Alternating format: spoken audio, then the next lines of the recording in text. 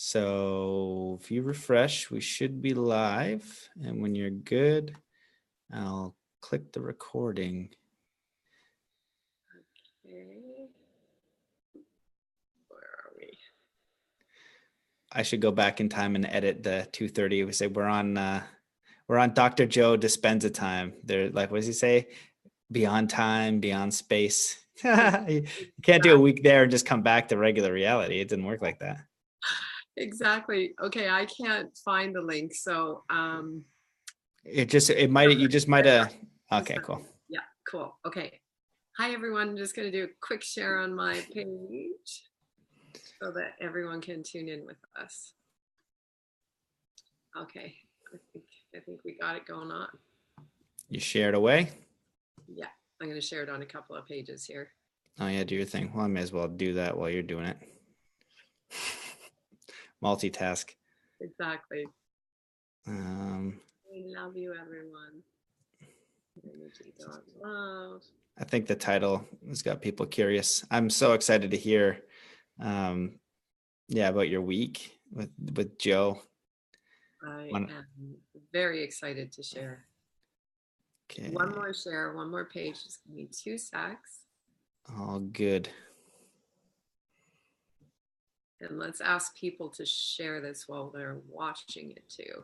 Yeah, it's a good idea. I've never considered that. Usually when I do the Facebook Live, it's like I can only focus on the guest, Someone's like, why don't you take questions? It's like, I can't do like 5 things. I can only focus on the guest and what's happening now. What do you want from me? All right. I'm good to go, Mr. Matt. Okay, cool. All right. We're going to get official. Here we go. I'm going to start the recording and here we go. Yay. Hello and welcome to another episode of the Mastermind, Body, and Spirit Show. I'm your host, Matt Belair. Today's guest is a natural shaman, avid explorer, gifted oracle, skilled communicator, bridge builder, and ascension guide. She has been on the podcast several times before. Welcome to the show, my friend, Unity Grace. Aloha, Matt. Aloha to everyone tuning in all realms and dimensions. Super excited to be here with you again. It's just been quite a journey we've been having together, hasn't it? Yeah, well, man, I've been working really hard on my end, and I've been getting blips of what you've been putting out. And we were talking in Costa Rica when we were at Envision. You're like, a lot is going on. I've been told to share a lot more, and then since then, you've been sharing more, and I've been able to tune in a little bit here and there, and they've all been mind blowing. Then you go to Dr. Joe Dispenza last week in Costa Rica and do a week intensive there, and I know how intense those are. So where do we start? We'd start wherever you want. All right. Well, let's start with a good prayer, and let's bring everyone in, because what I'm going to say before we say that prayer is that I came specifically to a very powerful grid point here on Vancouver Island that's pulsing right now. It's bringing in the codes of the new earth, new consciousness, the codes of Avalon, that unified field of consciousness that takes us into interdimensionality.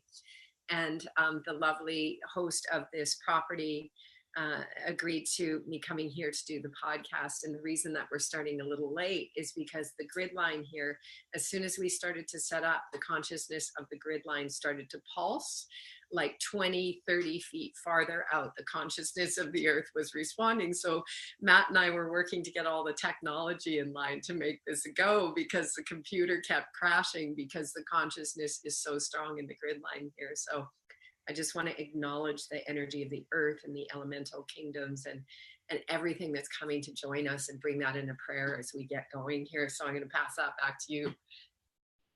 Yeah, that sounds good to me. I don't know what kind of prayer you want to do, but it's interesting that the Wi-Fi and the technology, I have been to spots that just like blow it out, and you're like, why is this not working? But I think even just like the last part that you shared there, it's always just good to acknowledge the earth and where you are. It's like, we're honestly an incredible thing. We just never want to acknowledge where we are on the planet, and even that alone is amazing. And I wish I was with you in Victoria, because it's such a beautiful spot. It is an amazing spot. And I guess the prayer, we set the intention just before we came online, but I just love how you always say for the best and the highest. And so let us all unify in all realms that are connecting into today's creation, collaboration, sharing, as vessels of this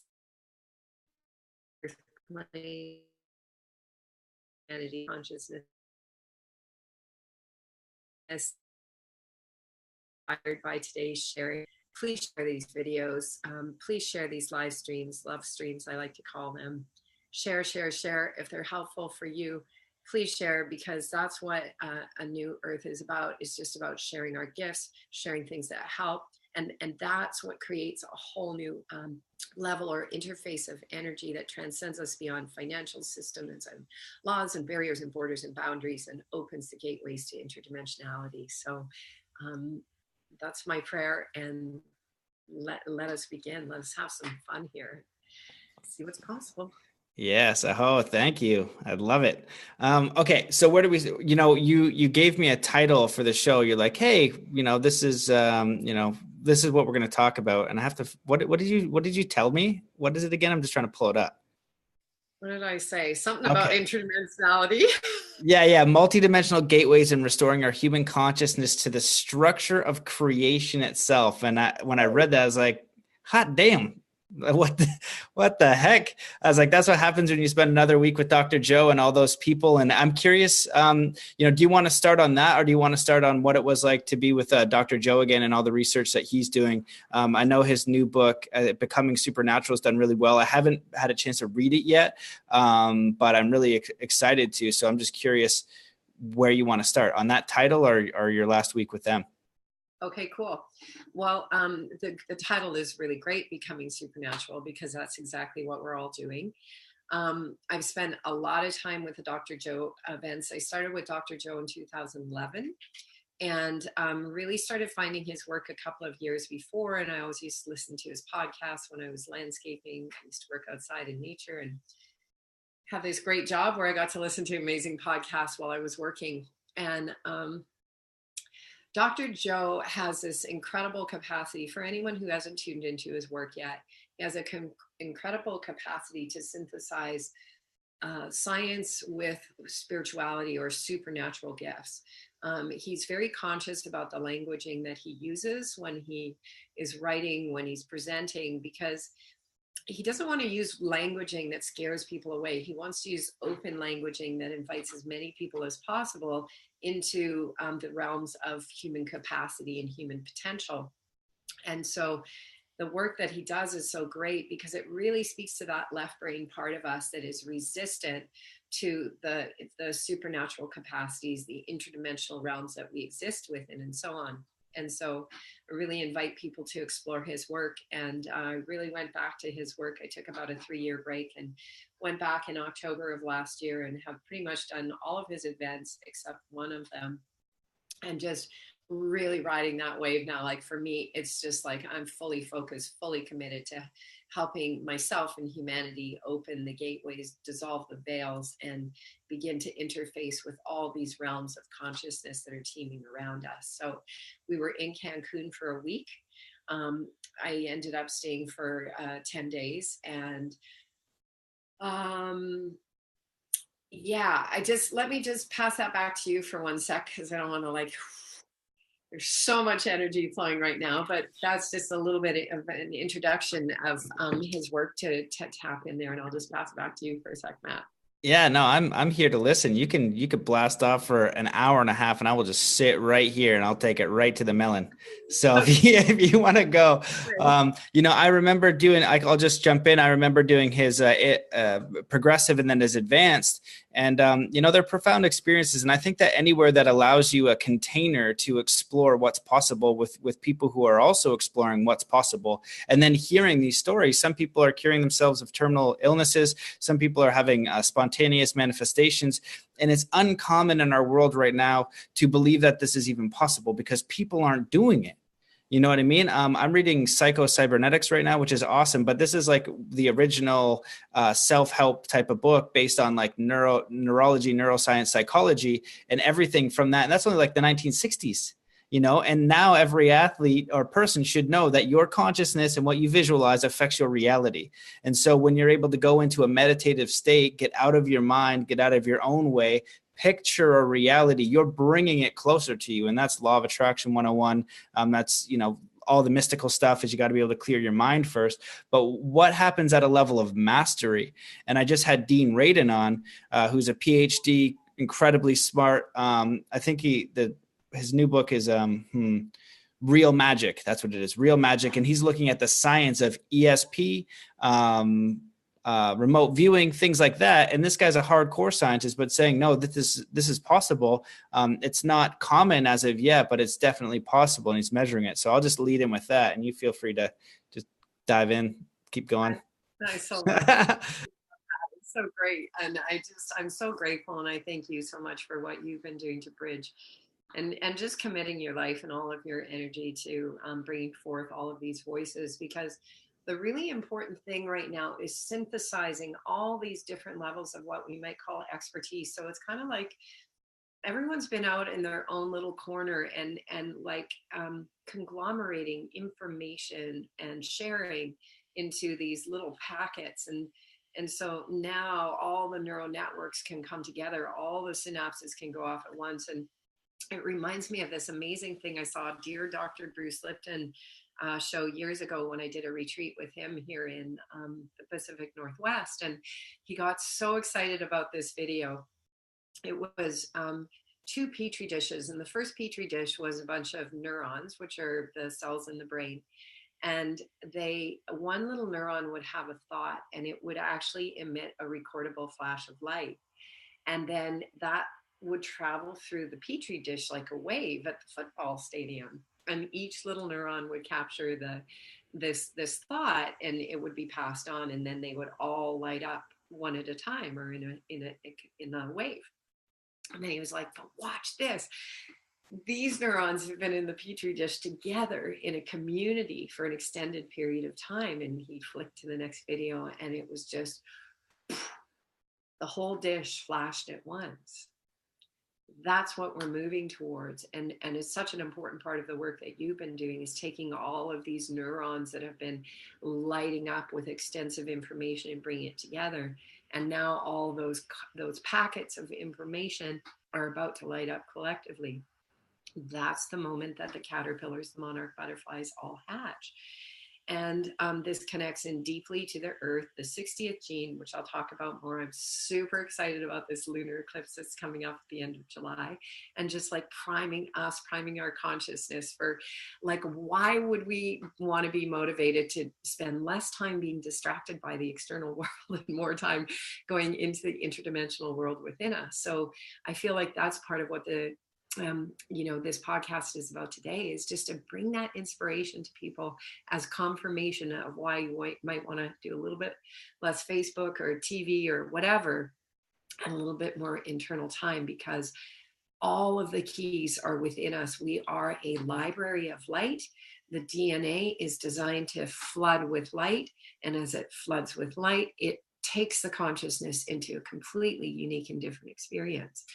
And another thing that you mentioned, Matt, that's so beautiful about these retreats, and so all kinds of things going on in the world. This is just the streams that, for me, that I'm weaving, which is why I talk about Dr. Joe's work so much, because as a really left brainer for most of my life, until I really started to explore the world of quantum, his work, the work of Nassim Haramein, certain people like that gave my left brain the leeway to begin to really accept all this interdimensionality that was happening to me, that I had the capacity for since the time I was a kid.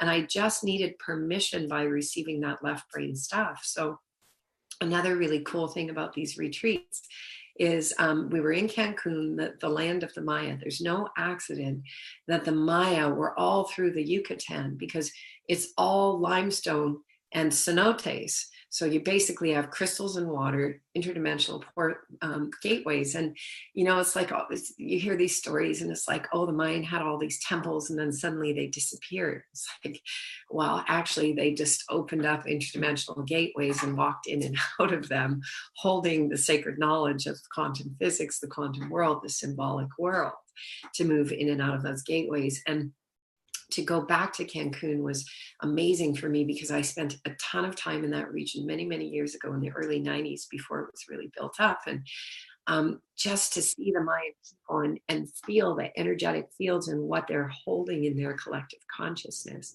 of this capacity that we have to really move through the gates.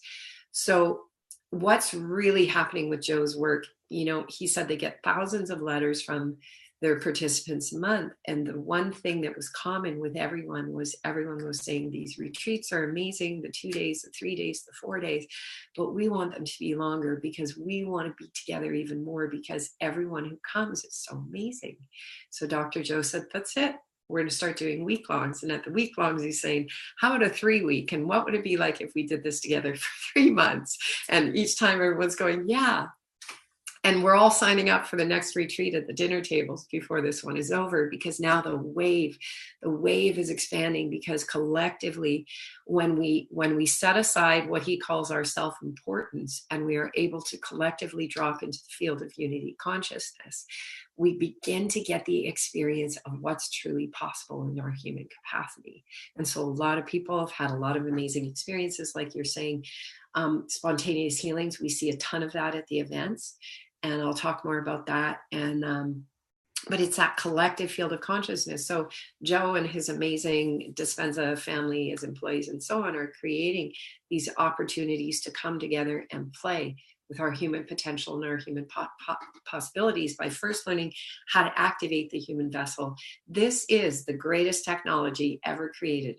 Our spirit resides within it. External technology is a wonderful reflection, but let's come back to the true technology, which is us. And the true technology is the technology of love. Love means rising the Kundalini into the singular. The masculine energies reunite within us through the heart. And once they reunite, and then they go straight up the central channel, through the throat, through the first eye, through the crown, and into the higher dimensions, that's when we start to activate our capacities beyond the speed of light, which in the speed of light, we have a very limited perspective of what we are able to sense and see.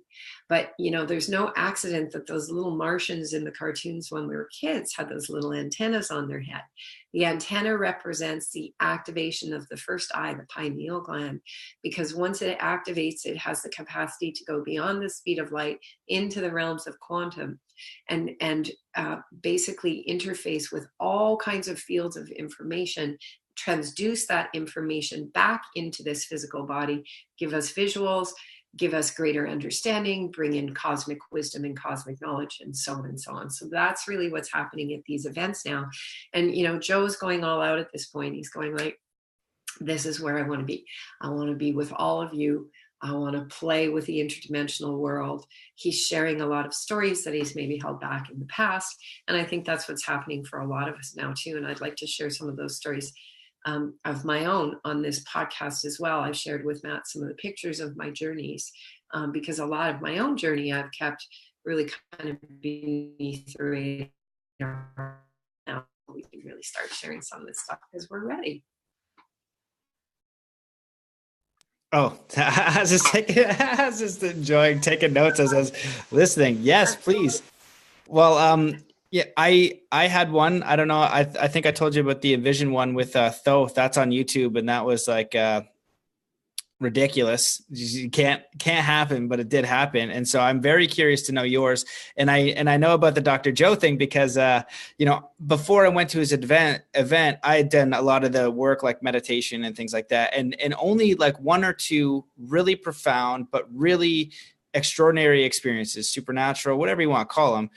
But they're very nuts considering for the average person. So when Dr. Joe's doing his thing, I know he's holding back. And then finally at the advance, he's like, okay, I'll tell you one of the stories. And one of them was, he said he got taken back, and it was like one of his meditations or something. And it won't be word for word, so just take it for what it is.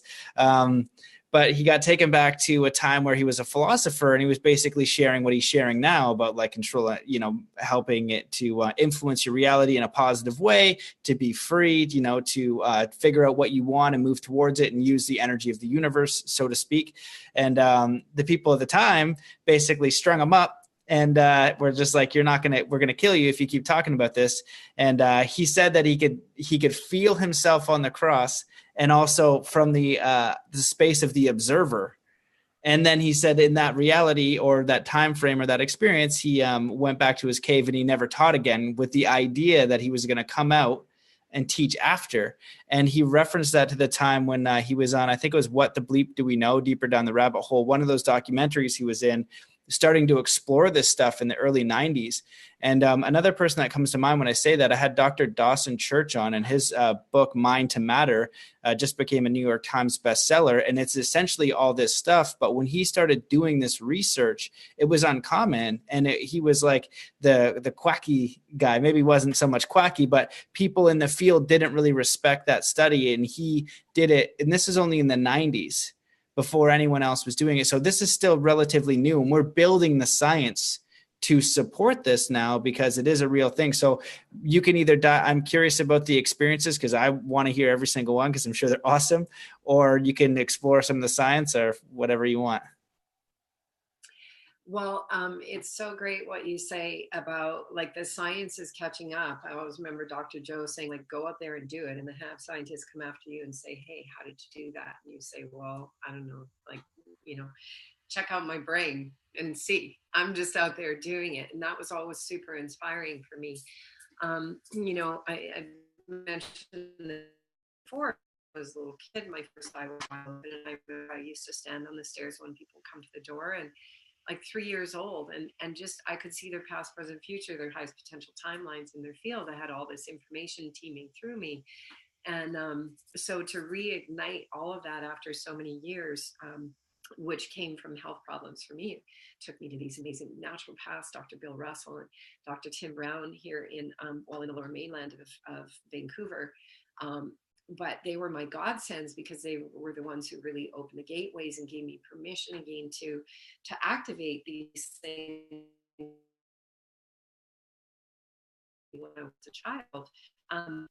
So yes, science is catching up, and it's soon going to reach the point where no one even needs the science anymore, because so many of us are doing it. That's the Masters of the Far East, the series of books that you refer to often, and where we all of a sudden just begin, like, so many interdimensional things are happening. Everyone's like, oh, forget the science, just tell me how you just did that.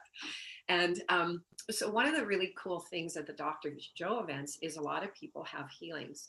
And there was this amazing woman who got up on stage. She had Parkinson's, and she had had a major healing of her Parkinson's. And Joe explained like how Parkinson's slows down the mind and slows down the whole system. And this woman was just so elevated in her sharing on the stage, and she's a great storyteller, and she had us all in laughter. And it's like these transformations that happen for people after one meditation or one group healing. We do group healings as well. And so people are going, like, they're just realizing that we're in a play, and everything in our play is symbolic. And so people like look at their wheelchair and they go, like, I don't need this prop in my play anymore. I don't need these crutches. So one of the women in our teams, these events are quite big now, so we're grouping ourselves into groups of like 60 people per team, so that people feel really connected, and they feel like they're getting a connection with Dr. Joe, and because the team leaders, they interface for us and so on. And so one of the women in our team had not run since she was 3 years old. She had an incredible story about having polio. She and her brothers had it. Her brother died. It was this profound story, like, and she hadn't run since she was 3. And so we make these movies. We call them our mind movies.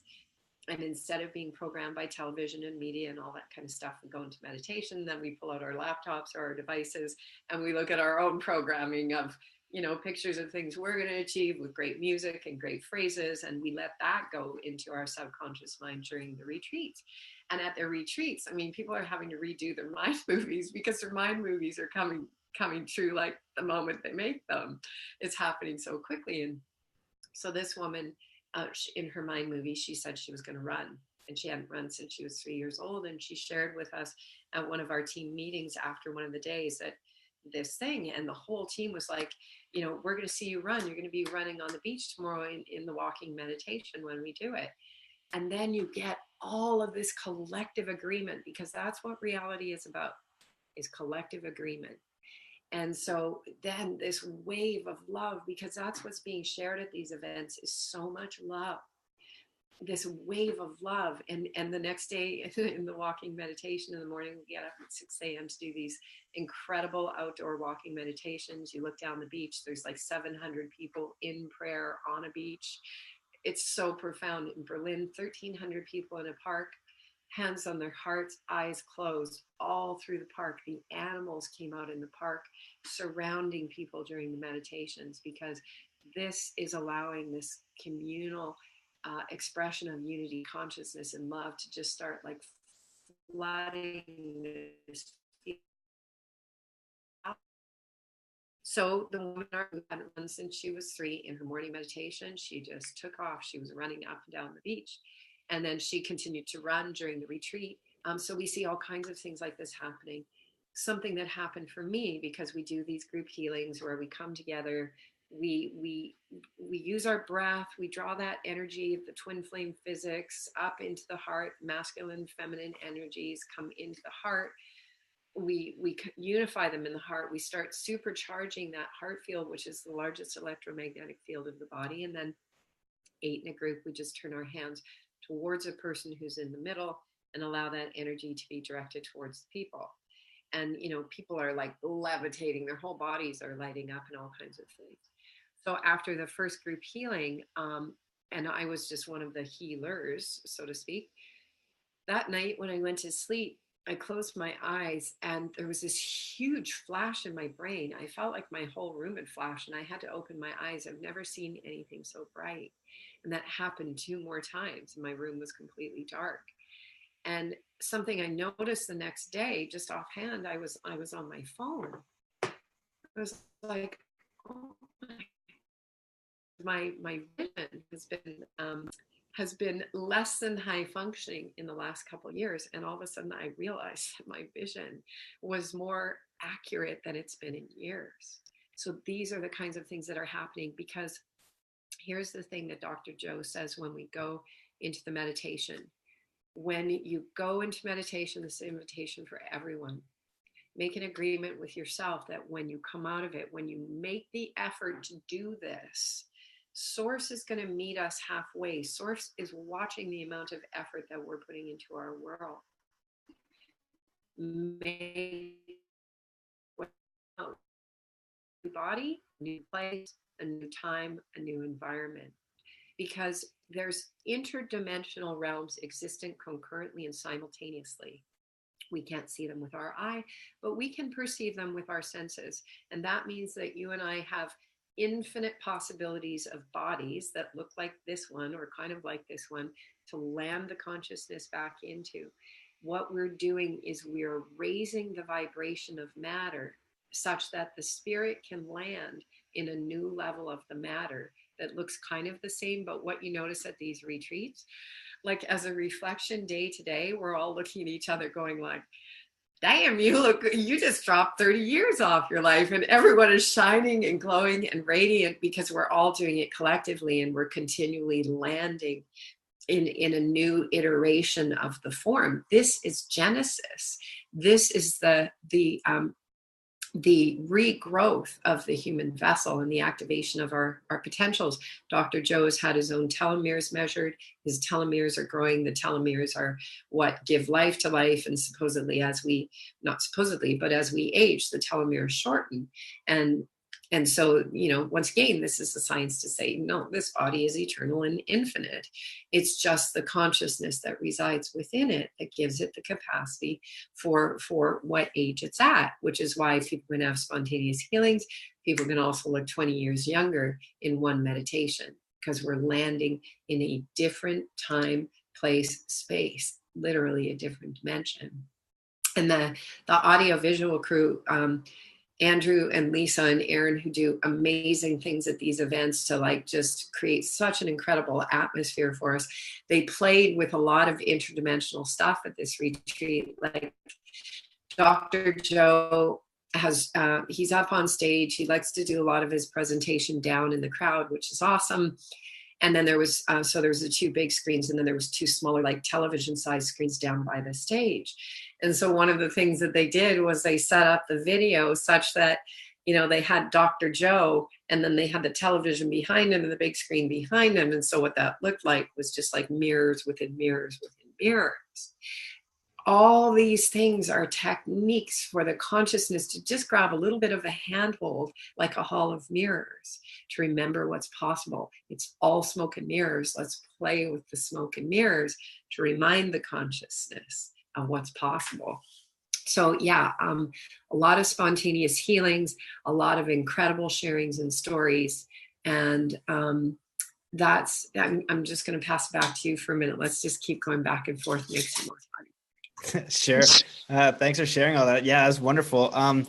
When you're sharing it, what I thought about is I would love to just like tune in Yogananda. And if you don't know who Yogananda is, he wrote the autobiography of a yogi, and he just comes in and, you know, can share feedback on this. Cause I think what we're doing is we're trying to bring awareness and consciousness and understanding and belief to what's possible, being alive, what's possible, you know, being a human. Like in the autobiography, in that book, which I can't seem to say right now, his master, Sri Yukteswar, however you pronounce that, comes floating in as an orb, as a beam of light, and materializes. And Yogananda's like, what the heck? Like, how is that possible? You know what I mean? And then he goes on for 2 pages to explain, you know, what this reality is and what kind of level of consciousness you can get to. And so, you know, if you're seeing that, like, if you're hearing this and this feels like a little bit unbelievable, what I like about it is that when you go to an event like that with people who are open-minded to test the limits of their reality. And a lot of the time it comes through a catalyst, right? You're like, you've got no reason to see what you're made of. And all of a sudden you have a terminal illness and you're going to die. So now all this hippie stuff, you're like, well, maybe I'll give it a shot because, you know, what do I have to lose, right? And so people will give it a shot. And sometimes, not all the time, not every time, but it is possible to, you know, have a miraculous experience. And if you give yourself no chance, then you're definitely not going to. And so we don't really know how far the bar can be set for human experience. And I really loved what you touched on, is that the human body is the infinite intelligence. The intelligence that is within the body is so magnificent, so vast, so undescribable. And we don't know how to tap into that. What we're doing is the polar opposite. And I always use the expression that we're dolphins conditioned to believe we're goldfish. And, you know, when you have a cut on your arm, you don't think about the body doing whatever magic it does to heal that cut. And you know, Jesus in the Bible and Buddha and all the great leaders, they said, you have everything in you to come to perfect health now.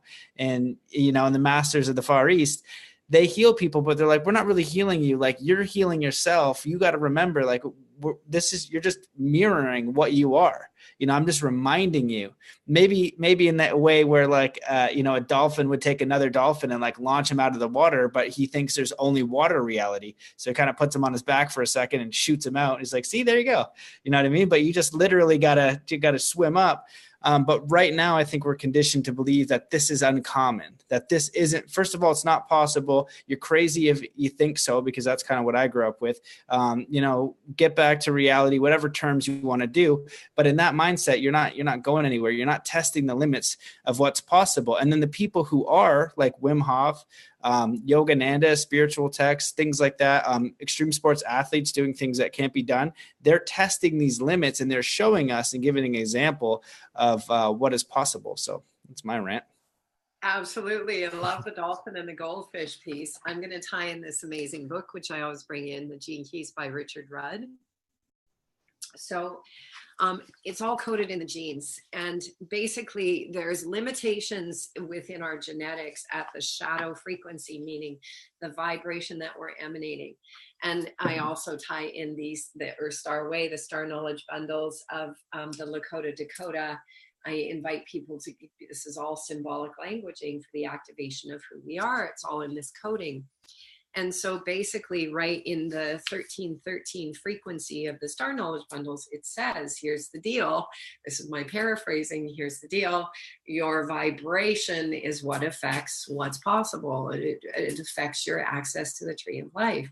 And so the first thing is about getting our vibration higher. And so this comes back down to more of a basic, just day-to-day, what is it to be human and all these human challenges that we face. So first of all, there's that distraction, that great distraction of this external world that is around us. And we have to, at some point, start taking some of our power back from this external reality, especially if we don't want to be a part of it anymore. So if there's parts of our external reality that we're complaining about, stop complaining, just start taking our focus off those parts and place that focus inside. Take that time and energy to go within. Don't watch Donald Trump on the news. Take that time to meditate. Stop trying to fight what is and go within to activate potential, because the potential is coming from within. And if we choose to give our energy to something outside of us that we don't like, we're actually empowering it rather than breaking it down. And so in the gene keys, in the 5th gene key is the code for all of this, basically. So here's number 1. We have to learn how to, first of all, choose to take our energy back and just say, I'm not going there anymore. And Dr. Joe used a great expression in this event. And there's these little phrases he uses that are really effective little tools that I add to my toolbox. And one of them is about the negative thought processes that run through our heads all the time. And, how do we deal with that? And he's such a powerful speaker. And he was like, when you go into your meditation and that little voice is telling you can't do it or whatever, he was like, you know what I do? I just say, get behind me, Satan. And that was his expression for those negative thoughts. He's like, that's it. Get behind me, Satan, because I'm going all the way through. And another expression that he used was, with all those thoughts going on, he was like, hey, you over there, I'm busy. He's holding his hand out and he's like, I'm busy right now. Get in the back seat. I'll deal with you later. And so they're playful tools. These are actually really powerful, strong techniques. It's that simple to just look at that thing and go, I see you. I get how you're distracting my energy. And right now, here's my hand. No, get back there. We do it all. We do it with our pets. We do it with our kids. We do it with each other. Why don't we do it with the negative thought processes or the limited thought processes? Why do we want to fight with each other outside of ourselves when the thing that's making us feel like we have to fight and battle outside of ourselves is actually it's running through our consciousness? So let's go direct to the source and get that under control. Let's get on this stallion, because once we make that choice, and sometimes it is a Herculean choice to get out of bed early in the morning to train or whatever, sometimes it takes a Herculean choice. But can we just love ourselves long enough to just do this? Yeah, I can. That's the choice I've made. That's the choice I made on my journey a long time ago. Does it mean that I faltered sometimes? Yeah, sometimes we fall off the horse. It's just another initiation. Just check mark that box like we would check mark off something, the requirements to go from grade 1 to university. Just check it off, get back on the horse. Great, I'm done. I never have to do that initiation again. The 5th gene is it's Richard Rudd in the Gene Keys. He says that the 5th gene contains all the codes and patterns of life, and it represents the great digital library of consciousness in form. These codes lie coiled and concealed within every single living cell, wound into the famous helical patterns of your DNA. It's found in all life forms. And since it alone maintains the very rhythmical pattern that allows all organisms to stabilize within their environment, it also unites all separate organisms in one great universal pattern and rhythm of life. This gene is about the Kundalini sitting at the base of the spine. What Joe's teaching with his breath work and his meditations, what's available in all the Gnostic wisdom, is how do we harness this Kundalini? How do we activate it? How do we nurture it? How do we invite it into our bodies? There's all kinds of ways to do it. For a long time, there was very specific and divine teachings. As our consciousness was collectively in density, nurturing that Kundalini was a long process that was necessary because, first of all, it was very difficult to access it and rise it. And secondly, if it was risen too quickly, it could create a lot of psychosis and health issues and all kinds of things. Now, because the collective is moving together more unified, it becomes easier and easier to activate the Kundalini, which is why, thousands of people are showing up for Joe's events who've never even heard of Kundalini. They just found his book 2 months ago. Whatever, they've never heard anything about interdimensionality or any of this stuff. These ballrooms are epic when we go into meditation, because beautiful Aaron, one of the AV people, Aaron and Andrew and Lisa, they're all photographing, and Aaron makes a movie at the end of the event to show us what we look like collectively when we're doing the meditations. And I swear it is the most beautiful thing to see an entire room of people, many, many, many, who have never done any of this before, know how to drop into the quantum just like that. There's like not a movement in the room. It's so beautiful. And so we're collectively activating and accessing the serpent. It's called the serpent because the Kundalini moves like a serpent. It comes up the spine in this kind of way. And it comes through and it individually activates each center of the body or each chakra of the body, which are spinning vortexes. And as it moves up, it starts to open the physical body to higher levels of communication and access into the quantum field. And so this fifth gene key that Richard Rudd talks about is the most important gene key for the gene it's coded within us of how to gain access into the tree of life, this interdimensional realm that we live in. So step number 1, less distraction from the external world through choice. Simple. You just decide, I'm sick and tired of experiencing this or creating this. I got to make a choice for myself. I have to love myself enough to do this. It's that easy. Even if it's a baby step. A baby step is a quantum leap. That's the thing. The first time a baby takes their first step, we all freak out and we go, oh my God, they took their first step. And then as we get older, we take these little steps and we go, this is not enough. And we've got those programs going that are beating us up, saying I'm not doing good enough. No, every little step that we take forward is a choice that is a quantum leap, just like the first step a baby has ever taken. It's so supremely relevant the day we go, I'm not going to eat that food anymore. I'm going to get up early. I'm going to go to whatever it is. It's a quantum leap. Okay, so we turn our focus off something that is distracting us and we put it on something that we want to achieve. What do we want to achieve? More freedom and liberation from the external that we don't want to be a part of anymore.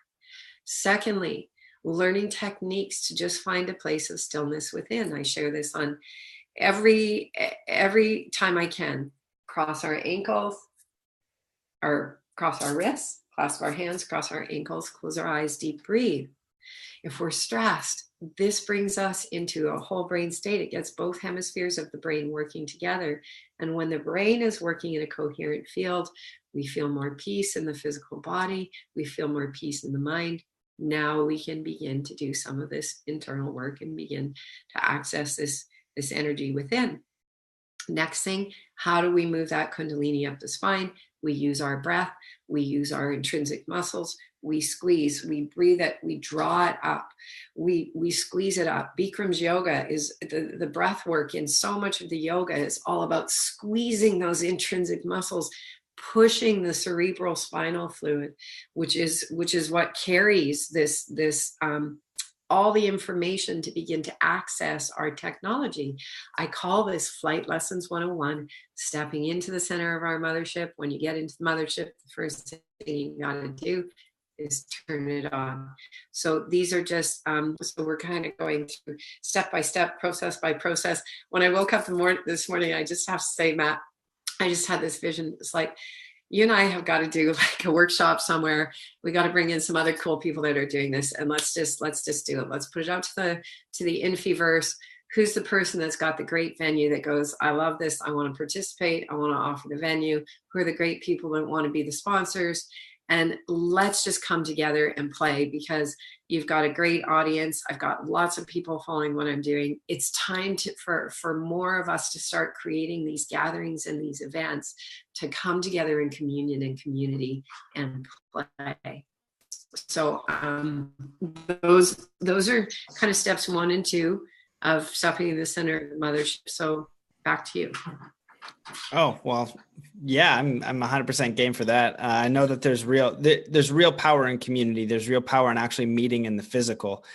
So I'm totally game for that. And I've been thinking about it. Just been grinding podcasts, and I'm enjoying my time with David Lonebear out in Maine, getting more knowledge, more interesting stuff. There's so much to do. And I think that what I like is just taking a step back to be with people who are trying, you know what I mean? People who are just looking to improve themselves, to explore what they're capable of, and really to direct their life towards something meaningful to them. Because I don't think that almost nobody gets an easy road. You know, nobody's sitting there with like, maybe some like their trust fund and everything's taken care of, and they're like, oh, I want to, do this, and they can just easily do it. Almost every single person has to make an effort, and sometimes a heroic effort, to change where they are. And the reason why is because the mind is kind of like it's amazing, but it also can be programmed. And once those neural nets and those habits and those ways of being are so set in their ways, the old man who like won't change for anything type of idea, it's hard to do something different. But also the miraculous thing about the brain is it can be programmed. We know how.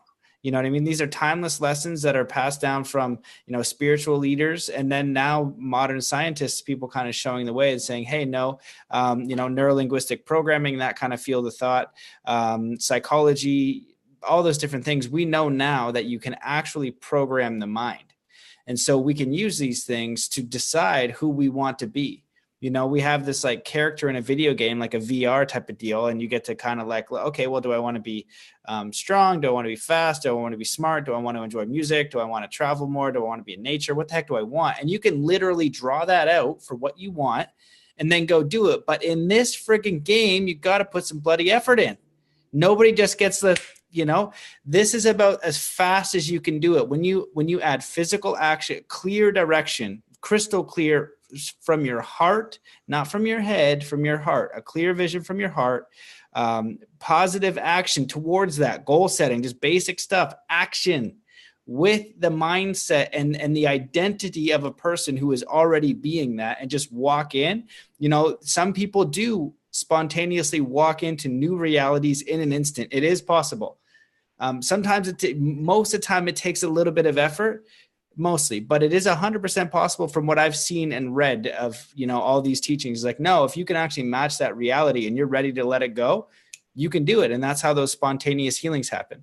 But even without that, if you want to give yourself a couple week window, a couple months, but you have a whole life to decide what kind of life you want to live, what you want to experience, and who you want to be. And you get that time and effort and that choice to move in that direction. So I think that's so important. So what I'm curious about, go ahead, you can touch on that, but then I want to ask you. Yes. Wait, you go ahead and then I'll ask you after. Okay, jot it down, because I want to dovetail that. I don't usually jump in, but I really want to dovetail this piece because it's important. It's important for anyone who's listening, who's going, how do I do this? And when they really feel stuck in density. Look, if you're surfing, you got to paddle to catch the wave. That's the effort part. Once you're on the wave, it's effortless. So we can change it from work to play and look at the whole thing as play and just go like, okay, I'm stroking through some of my obstacles in my life here, but this is, I'm in the water, I'm swimming, I'm paddling my board because I know how fun it is once I catch that wave. So a really important thing is to just use different metaphors to make it playful. It's like the biology of belief. Bruce Lipton showed us a long time ago. It's all about our perception. Change your perception, change your life. So we could say, I hate that damn job. I don't want to go there anymore. We can go, this job is the thing that's giving me the freedom to go to a workshop when I want to. Just shift the perception. That's one of the first strokes in the water when you see the wave coming. Now, the second thing, when the slaves were emancipated from slavery, many of them stayed on the land of their slave owners. Why? Because they didn't have the capacity to dream outside the box, because they had been programmed and conditioned for what was possible. So a lot of people can't even imagine what they want to create. That's very natural when we've existed inside of a regimented system that's told us what's possible. So if you can't even imagine what lights you up, don't, like Matt said, don't do it from the mind, because the mind is never going to create the things we want. It's from the heart. If we don't know how to connect into that passion from the heart, here's what I always say to people to do. Begin then by just going, just give me clarity on what I'm passionate about. Just light me up. Actually, the moment we ask for clarity, all this kind of inspiration is going to come in. The guidance is going to show the things we need to let go of and the directions that we want to go. So these are like really simple, things to kind of, it's the second stroke in the water and the third stroke. And then like once that wave is coming, now you're getting your momentum up. That's the moment when the clarity is there, the inspiration starts flowing in. Now you got your eye on the prize of something that really lights you up.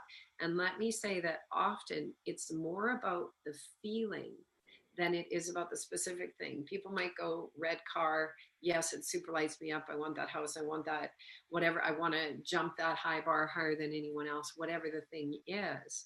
They may have their eye on the prize of what it looks like. That thing that it looks like is really symbolic for so much more, because it's the feeling that gets us there.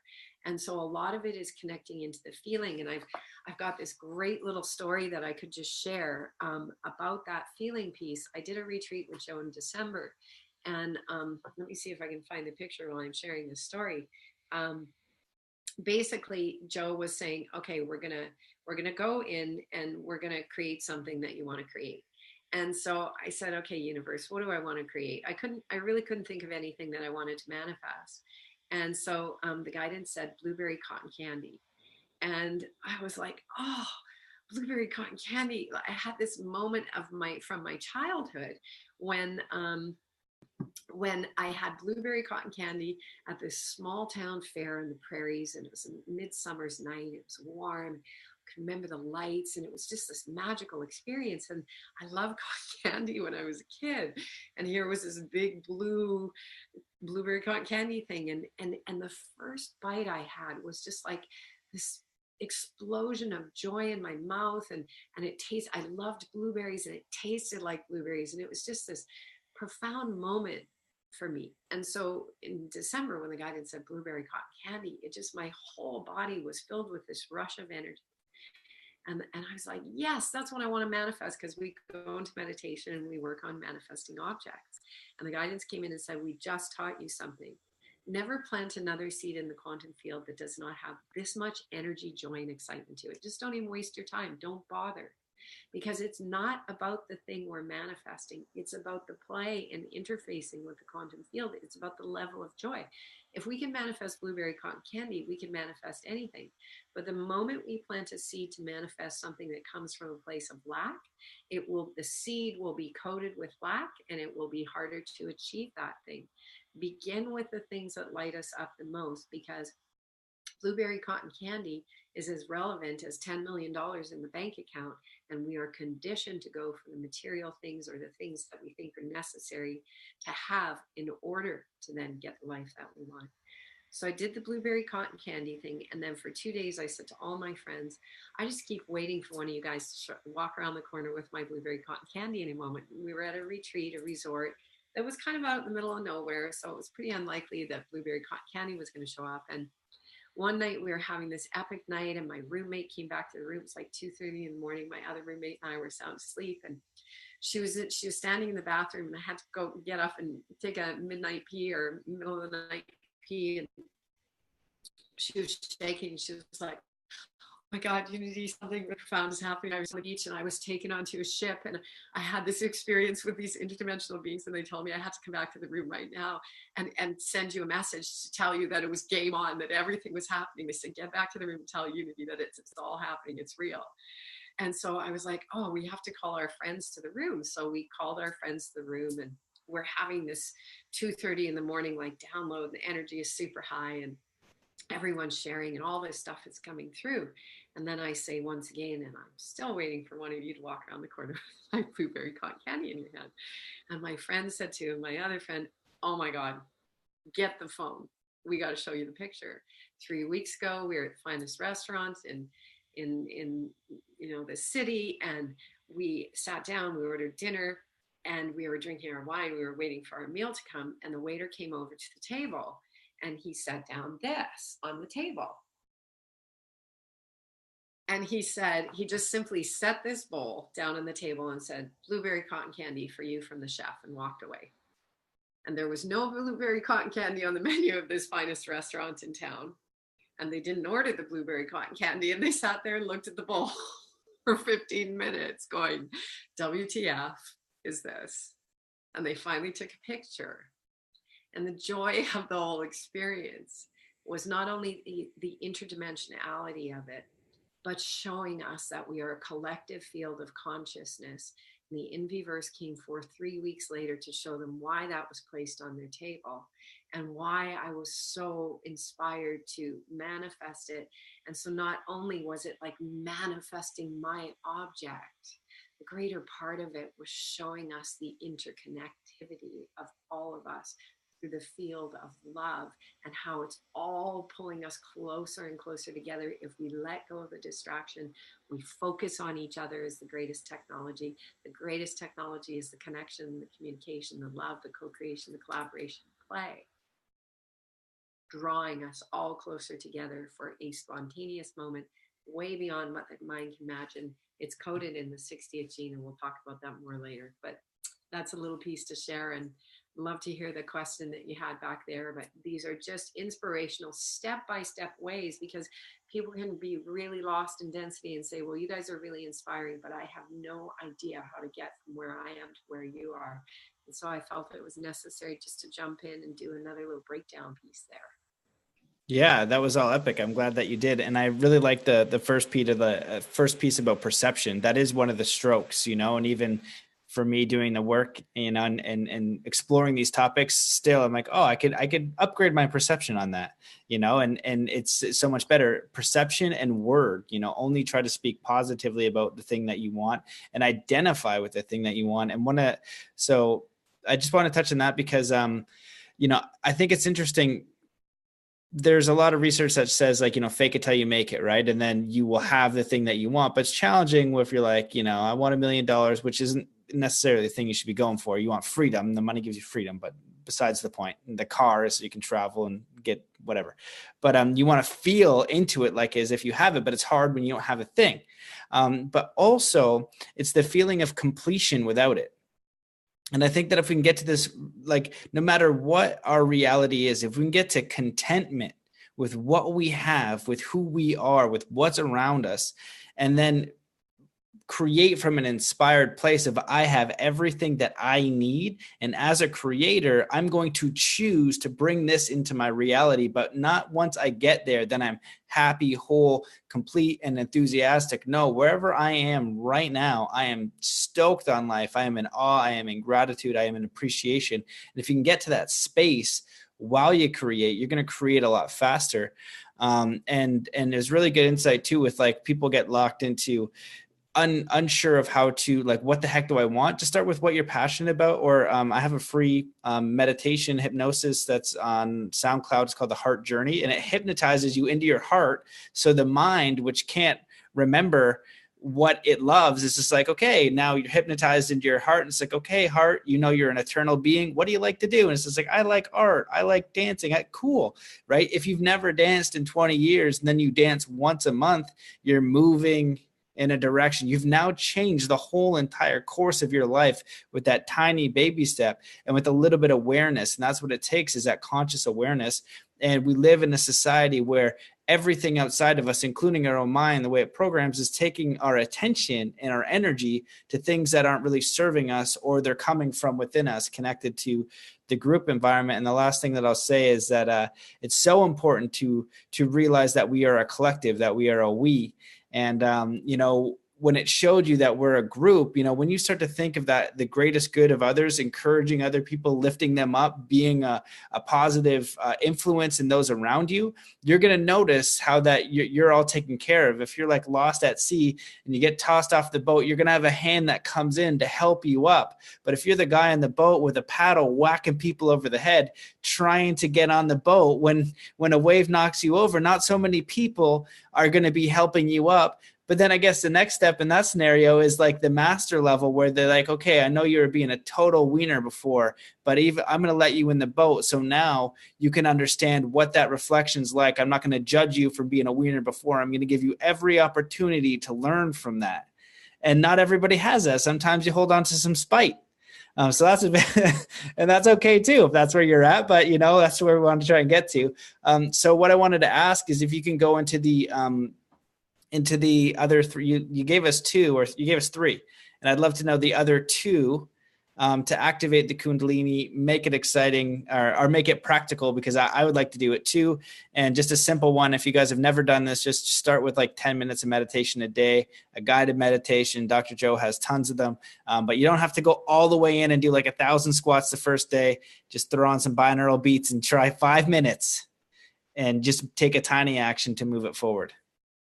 And that's the baby step quantum leap. I want to listen to your heart meditation. I'm going to get you to send me the link on that one. It sounds amazing. Yeah, those are great sharings. The communal piece is really important because we are a communal species. It's why babies in orphanages need people to come and hold them. We need to be held. We need to touch each other. We need to get out of those lower chakras, so we're no longer in the sexual energy or that energy of competition and greed and so on. That's why we want to move the Kundalini up and get it to the heart. The sacred twin flame physics occurs in the heart. This is the true liberation. People really long for the beloved outside of themselves. In order to manifest the beloved outside of themselves, that's the perfect beloved, or whatever we want to manifest, we've got to do this twin flame physics inside of ourselves. This is what all my work on the grids has been about, the unification of those masculine and feminine serpent lines, so that we can begin to activate the higher capacities of the body. So once we're taking these baby steps, which are actually quantum leaps, because you can have a quantum experience just by dedicating 5 minutes to yourself. Binaural beats, which Matt mentioned, they're silent beats that you can't hear at the level of the ear, but they're going from one. That, once again, it's just like the crossovers. It helps getting these two hemispheres of the brain working together as one, because it makes one hemisphere work than the other, and then all of a sudden there's a rhythm, and all of a sudden the brain hemispheres connect. Dolphins and whales exist in what's called a whole brain state, which is why they're so intelligent. And as humans, we've lived in brain dominance, one the other, and when they do, we've got to fight inside our head. We've got conflicting programs. Our body is unhealthy because it's disharmonious, and then we create disharmony and so on. So then what Dr. Joe is really emphasizing is some of these ancient techniques about how to move that Kundalini. And he speaks about centers, not chakras. So just to once again bring as many people into this work as possible. So we have these vortexes in these physical bodies, and we want to get them spinning again. Once again, this is like lighting up the light ship. The first thing we have to do is turn on the ignition, and then how do we get the energy pulsing and going? My dear friend Ralph Ring, who was flying Nikola Tesla's teleportation device in the late 50s, early 60s, when they had successful teleportation and then they were shut down, Otis D. Carr, who he worked with, who was a dear friend of, he was the mentor of Nikola Tesla. Nikola passed on all of his work about a craft, and it was called the OTCX-1. And the OTCX-1 was a levitation teleportation craft. And so they actually reconstructed it and they had successful teleportation. But what the OTCX-1 was actually really showing us, and what Ralph has always said in his interviews, Ralph Ring, you can go to his website, bluestarenterprises.com, amazing, amazing mentor of the liberation of consciousness. This man has just like put everything into the awakening of humanity, very awakened being. And he always used to say in the interviews, once you understand, or let's say understand how the craft works or how to build it, you realize it's a lost leader. It's just a carrot. It's a carrot outside of the self, bringing you closer to yourself. Because what the center of the OTCX-1 had was a large crystal inside of it. And the focus was to be placed on that crystal in the center of the craft. But that crystal is this largest magnetic bio-resonating chamber of the heart. It's the energy field. So we want to learn how to get into the singularity of that heart. How do we do it? By first drawing the energy up from the root. We have to unify, because we're connected to the earth, and the earth has two major, it's got grid lines all over it, just like Chinese meridians in Chinese medicine. It's got meridians all over it, which we call grid lines, ley lines. The indigenous call it the song lines. But just like us, there's the rainbow serpent lines. John Vello talks about it in his book, Rainbow Serpent of the Light. There's one major fiber optic line of the earth that's masculine, one major fiber optic nerve of the earth that's feminine. They're called the rainbow serpent lines. They cross in two places on the earth, Lake Titicaca and Bali.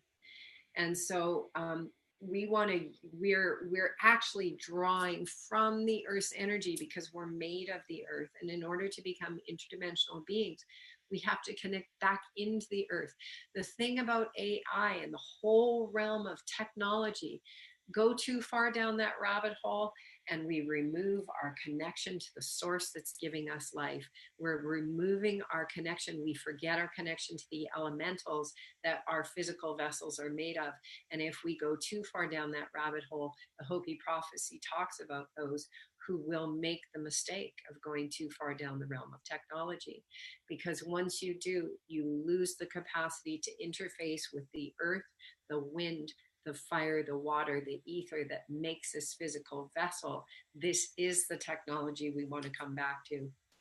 And so we also want to come back to connecting into those energy lines of the earth. The sun, the I Ching is like a clock, and it goes through, the sun goes through each gene in our genetics at a certain time. And the sun just went through the gene of the Schumann resonance. So this all has to do with those serpent lines of the earth. No accident, we were in the land of the Maya with Dr. Joe at the time that the sun was activating this serpent line energy, and we were having all these interdimensional experiences.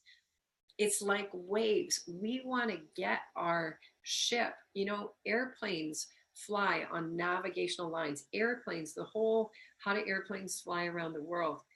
They fly based on the electromagnetic ley lines of the earth. And so they go straight along those lines, and then they make turns when all those lines come together. That's how the plane turns its coordinates to get to where it's going. We want to connect back into that cosmic energy that's coming through the earth that connects us to all things. It's like this ladder we're moving up in order to get through the gateways beyond this two-dimensional rainbow serpent line and back into interdimensionality. So we want to, now that we've gotten over some of our distraction and we've turned some of our focus inward, we want to go down into the root of who we are at the base of the spine, and we want to access that energy. We want to draw from that energy. We want to squeeze those intrinsic muscles at the base of the spine. And that's what Joe has us doing in our meditations, is to find that perineum at the base of, it's basically, if you're sitting cross-legged, it's right like at the core, the center. And we want to start to harness that energy. So you want to squeeze those muscles. You want to use the breath. You want to, you don't have to visualize it, just intentionally say, I'm connecting into the earth's energy, and I'm going to start drawing that energy like an elevator up the center of my spine. So you do it with the breath. You you inhale, but you pull it up from the root. And while you're inhaling, and I love the training from Bikram Yoga, where they have you intrinsically squeeze all of those muscles. Not only are you pulling them up, but you're collapsing them in. So it's the best core exercise in the world for the best abs. So you're pulling up and in, and you want to start working with that Kundalini and just play with it. Don't make it difficult. Make it like making love to the energy. You want to seduce it. You want to have fun with it. You want it to be sensual. You want it to be, maybe for some people it works to muscle it. But for some people, it's going to work from working with it sensually, because it's just like learning to ride a wave. If you muscle the wave, yes, you're going to get on, but eventually you're going to be in such alignment with that wave of energy that it's just natural to ride it like a god. That's who we are. That's what we are. Speaking of it, I just have to run to the restroom. I'll be right back. All right. I'll be hanging out. You Matt. I'm going to try to find Yogananda quote. Yukitswar. I'm going to just try to see if I can find that part of the book where Yukitswar comes in as an orb or like a being of light or something. That way I can just kill time and read you guys something good. March night, I entered the Psalm rights.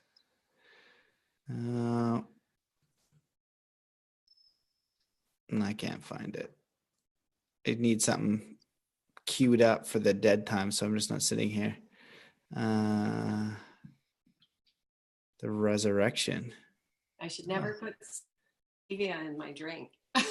Stevia? Oh, it's just I was looking up some I was trying to find on the internet where Sri Yukteswar comes in as an orb. He also gets resurrected too in the freaking book. I remember when I first read it, trying to explain it to people, it's just okay, it's like normal life and then just absolute madness, normal life, absolute madness. And it's these little winks from the universe, I think, that show you that you're on a track, that you're not insane. Because for me doing all this stuff, I'm like, why am I sitting so long in meditation? Why am I doing these? Is this shit real? And then all of a sudden, boom, whoa. And you get this wink and it's real. And then what I'd like to add too is yes, multidimensional stuff is a part of it. And yeah, it's pretty nuts. And it's really cool because then you kind of understand that this reality and the way you think it is isn't exactly what your mind thinks it is. It's so far beyond what you could even imagine. We're in a state of consciousness that can't fathom what is actually happening here. It's so beyond that. There's no words. It's a duck becoming conscious and then trying to explain that to his duck friends, what just happened when he became, human hyperintelligence, and going back to the duck brain, not gonna be able to compute or share it with the other ducks, but he'll know once that expansion happens that there was more, that there's an evolutionary leap. And I think that we're in this evolutionary leap. And when we learn to access these other states, whether sometimes you can do it in ways of just learning to still the mind, and then you're just still mind for so long, and then boom, this download comes in. But that might take you years, might take you days, but you could also do the Kundalini stuff, but experiment with your own body. Get in your body. Don't get out, don't distract it, get in it. It's the whole point of yoga, is getting in sports, stuff like that, seeing what this thing's capable of, really feeling it, really, touching things. Because when you said with the AI thing, it's very fascinating. We're all trying to check out, right? We have this screen that's right here and we're checking out. It's getting more and more and more artificial. We're already at the point where a lot of people are artificial when we see each other in the flesh, where we put something forward that is not exactly our true nature. It might be based on this fear set. And if we can go from fear to love, and to love our neighbor, and to have this presence and peace and kindness and whatever, that's going to come from within you, but you're meeting them authentically. And I think that's important as well. So I was just hoping you could give me the last two, because if I don't know them, then I'm going to give it a shot, and then I could just practice it myself. And the thing I was going to say before is that probably nobody really knew at first when you did squats that squats was going to make your legs stronger, right? You probably had an idea, but it makes sense because it's physical. You know, it's like, it's hard, it makes sense, but it takes like a little bit of time to do that process. And it's the same thing with mental training and sports psychology, which is what I'm trying to share with athletes. This is like, look, spent all this time in the gym. There is so much research that shows you that you can learn at an accelerated rate through visualization, meditation, internal dialogue, what you say to yourself, and mental game mastery. It's the exact same thing in the world and in life. If you study any famous entrepreneur, anybody who you're like, oh, I want to be a billionaire, great. What do those billionaires think? All of them pretty well believed in this higher force, believed in their own thoughts, in their own mind, directing and influencing their reality, or else they would have never done it. And most of them at the time, people thought they were nuts for what they were trying to build because it was so beyond the scope of whatever they want. So you don't need to be a billionaire. You don't need to do like a triple backflip on your snowboard. You don't need to pop out and fly around other dimensions. What you probably want actually is just to live a life that you like, because you get to design it. You know, that's it. You know, use all of this stuff and just make it simple. Live a life that you like and free your consciousness. And this is what it's for. These things are for exploring, you know, what is real in your own consciousness and what is being pulled. What things in you do that are giving great weight and great value to, right? And then you go, oh, when you have this other idea, this flash of what you're capable of, you're like, you know what? Maybe today I'm going to go right. And I'm going to choose that. And I'm going to like that a little bit more. Maybe today or tomorrow, I'm going to play a little bit of music because when I was a kid, I friggin' loved that crap. And then maybe a thought after that is, could I figure out a life where I played music or was surrounded by music all the time because I friggin' love it a lot more than this? That's how simple it gets back to. And then when you meet people on a daily basis, you inspire them to say, hey, what's important to you? You know, how do you want to live your life? How do you want to be in this existence? So it's a bit of uneffing the mind from your own programming, cultural programming, and limitation, and just giving yourself a little bit more mental freedom. So you have the paddles with perception and things like that. You have a bit of surrender. You have a bit of this and that. You have a little bit of practice, but you're moving momentum toward a life that you would prefer. 100%. Absolutely. We have to face our fear. The fear, because I have people ask me all the time, how do I do this? How have I been traveling for 8 years? What do I do financially? So on and so on. I made a choice. Spirit was filling me with inspiration. Spirit fills us with inspiration. The question is, are we listening to the inspiration, or are we listening to the indoctrination of the society and the rituals that we've been placed under through school and so on, and laws and regulations and passports and boundaries and borders? Well, you know, it's happening. The butterflies are all hatching, so all that stuff really isn't real anymore, and we all know it's falling away. And so the thing is, just like jump on the wave now. It's happening. We all know it. How do we know it? Because it's programmed within us. It is programmed within the caterpillars to all hatch as monarchs together. Resistance is futile. And so just follow a little bit of that inspiration and see what shows up. It's like you say, the synchronicities show up, the miracles show up. That just, what is the purpose of a miracle? To have you stop long enough in surprise that the program that was running you just you get a reboot in that moment. Because the surprise, the miracle, the synchronicity is so big, it just takes all your focus off the thing that was bothering you, which was just a program anyways. And in that moment, the whole system is recalibrated, and we're never the same. We may go back to whatever we were doing in the next moment, but we are never the same. We will sit there when we're, lying in bed at night or pondering, we'll go, what was that thing? That thing was a gateway. So just go into it and just go back to the feeling of it, and just like expand into the feeling of it a little bit more. And what was that? And just give that a few moments to go. Like, it's like that qigong thing, when you're feeling the energy in your hands, and then you pull your hands a little farther back, and then you reestablish that energy field. Same with the miracles. Just go into the feeling of the miracle and just go a little deeper into it, and a little deeper into it, and moment by moment track your focus. And if you get distracted, just Okay, just come back to it. Come back to it. Why? Because it was way more interesting than 9 to 5, 5 days a week, 2 weeks off a year. Why would we not give ourselves 30 seconds or 5 minutes to go back into the miracle that Spirit just sent us to say, hey, you want the way out of that forest down there? Here's the way. Begin with the miracle, whatever it is. Even if it's just a synchronicity of thinking about someone and they call you 2 seconds later. Like, once again, a baby step is a quantum leap. If you go like, that wasn't just a coincidence.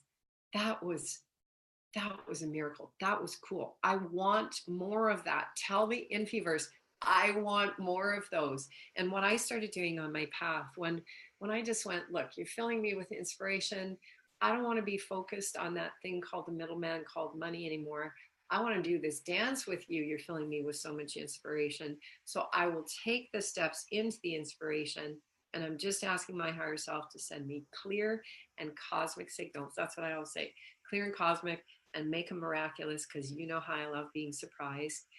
Start communing with that consciousness. This land that I was sharing that I came to do this podcast, we started trying to do the podcast outside, but the grid line here is pulsing. It's consciousness interfacing with us because it is so excited that we're doing this, that I actually had to come into the house because the pulsing of the grid was pulsing out 20 or 30 feet. It kept crashing my computer. This is the consciousness of the universe.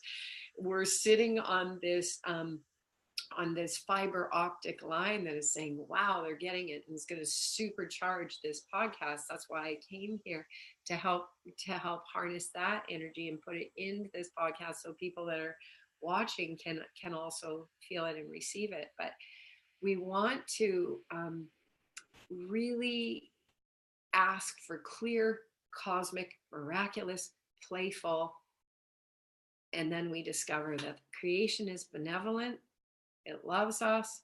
It's a loving consciousness, and it wants us to return to play, to being the children of the garden that we were meant to be. So we got to invite a little bit of play. We got to, it's like Joe with the love affair with the divine that we did in Sardinia. He's like, give the divine as much attention as you would give a lover. Like a lover you were super stoked on. Why are we not giving the attention to these energies within us and to that divine that is creating the universe? Trust me, walls and matter are going to start looking really unusual, and it's already happening for many people. Nassim Haramein, I just talked about it the other day in one of my love streams. He was working with his free energy device for a long time, and he had it set up in California. And one night he woke up in the middle of the night and he heard this like humming, pulsing, and he got up to open his room and looked down the hallway, and the walls were going in and out of form. So this is what we have the capacity to do with the quantum field around us. If we just get back to the point of stillness in the center of our own internal technology. One thing that was happening for me, it's happened for me a lot at the events with Joe, but this time it was every single time we went into meditation. As soon as I went into meditation, I was surrounded by these huge, tall, white beings. And my hair would start flying like I was in a windstorm in my clothes. I just got to the point where I knew to wear a lot of clothes because I knew I was going to end up being in this vortex. And I had to keep like flipping my hair because it was blowing all over. It is about being the vortex. It's the same thing that is spoken of with Abraham Hicks and so on. Be the center of the vortex. And then the vortex begins to spin around us and transform, just like a tornado spins and transforms the environment. It creates a lot of chaos in the environment. But it also, in my love stream the other day, I was talking about after a tornado passes through, sometimes like you see pictures of things that are lodged inside of other things. Like I remember seeing this picture of a record that was lodged in a log. It didn't get lodged in the log because it sawed its way into the log. It got lodged into the log because the particles of matter spread out so far as the vibration got higher and faster that the two objects merged when they were more spacious. And that's what we're doing in our meditations. liberating some of the energy that is bound to the particles of matter, such that we can begin to transform the world and be prepared for a little bit of chaos, or what looks like chaos, each time we go in, because everything is going to transform around us. But eventually we are landing in realities that look completely different. So once again, step-by-step process, getting comfortable with the process, and then allow the reality to begin to transform around us. It's amazing. Well, when you're talking about that, I'm just like thinking about I was trying to pull up a quote from Jesus. He says it like a few times, but essentially, what I've done, you will do greater things and more. And it starts as this idea, and it's really intense, because it's like, that's unbelievable, that's unbelievable. It seems nuts until you start to play with that field and have experiences yourself. And I can only say I've gotten to the point where I've been in these realms of ideas where I was a goldfish, and then all of a sudden I was dolphin consciousness, and I couldn't come up as Matt to be in dolphin's conscious to figure out what the heck it was. I have no understanding of what that was, but it was very real. And I think it has something to do with these practices and things like that. Connecting to the, I like when you said, like, connecting to the miracle, the feeling of the miracle. And one of the images I had when you were speaking was like you being up there in another dimension or something, like above the VR, the simulation, this powerful God being, you dipping down into the body, but the body's like a Ferrari. So you're like this little man or being in your mind trying to drive this thing that's so infinitely intelligent, connecting to all of the nature, all of the environment, all of the elements, to everything that's happening here. But you, as this smaller part, can't understand how it's all working yet. And that's where that surrender and that faith comes in, is we're learning to drive these vehicles, but that stillness, that part of you that thinks it knows what's going on, you don't know what's going on. I don't care if you're the smartest scientist. I've talked to the smartest scientists, on this show, some of them, not all of them ranked or whatever, but they get to a point where they're like, you know what, like, this is so mysterious. When we looked at particles, they just are disappearing and reappearing for no reason. That's science. We can't explain that. It makes no sense. Now, there are things we can learn and use and discover and explore, but really this is an extremely mysterious reality, and consciousness is so mysterious. And so what we do get to decide, though, through our free will, is where we put our attention.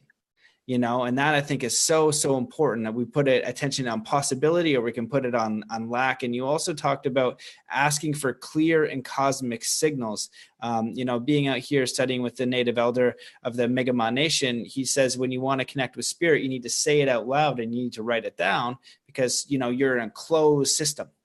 And so if you want to communicate, he's like, just ask. He's like, it's like a waiter, what do you do when you go to a restaurant? Ask for what you want. But they can't just, give you everything instantly, because you don't want all the cheat codes to the game. You're here to learn how to be a creator. If you're just like, okay, $1 million in Ferrari, that'd be boring. You wouldn't learn anything. I was like, okay, I want to squat 500 pounds, or I want, the love of my life. You want the adventure. And I was writing something on Instagram the other day, and I was like, everything for this requires a leap of faith. And isn't that such a beautiful way for you to know that God and spirit are real? Nobody that I've met that knows, and when you see somebody they really know and they have like a strong connection, they took a leap of faith. I haven't met anybody that's just like, oh yeah, it's super easy. I'm like always connected, and like, my divine nature, like blah, blah, blah. Life was just so easy. And I'm so connected and peaceful and content. It's more like, oh my God, like I either got thrown through this and like life was terrible. Then I woke up and almost died. And then all of a sudden I was like, what the hell was I even worried about? And then now they're on the other side, and life didn't get necessarily easier, but they now had the tool of perspective.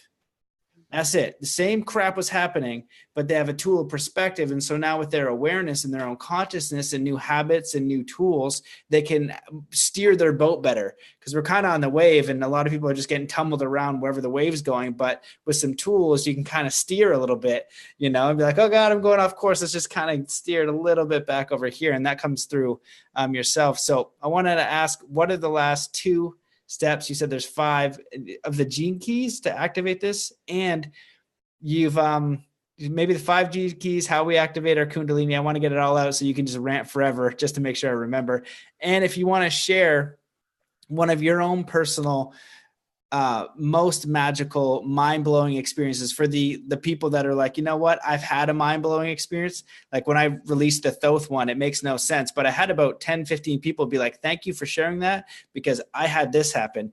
And I read their stories and it's like, sweet Lord, and I was like, what? That's nuts. But like my experience was nuts. And like, if you could look at it and be like, this guy is insane, so it's square. But I had like 15 come in and be like, no, this thing happened. And that's connecting to this like more multi-dimensional nature of what this is. It's not just a finite, cut and dry 9 to 5, eat your Wheaties type of scenario. You are in a mystery, that wrapped in an enigma, wrapped in just confusion, but also splendor and joy and awesomeness, depending on where you choose to see the perspective. 100% totally. Okay, now I know what you're talking about with the 5. Okay, so it was actually what I was sharing about was the 5th gene key. So we have 64 codons in the human DNA, 64 building blocks of the creation that we're currently in. So I always say it's like 64 Lego blocks. So there's the 5th gene is what I was talking about, is the digital library. So it's not like 5 easy steps. It's just that all of the coding of the digital library is in the 5th gene. I think that's what I was referring to when you were talking about the 5. Is that right?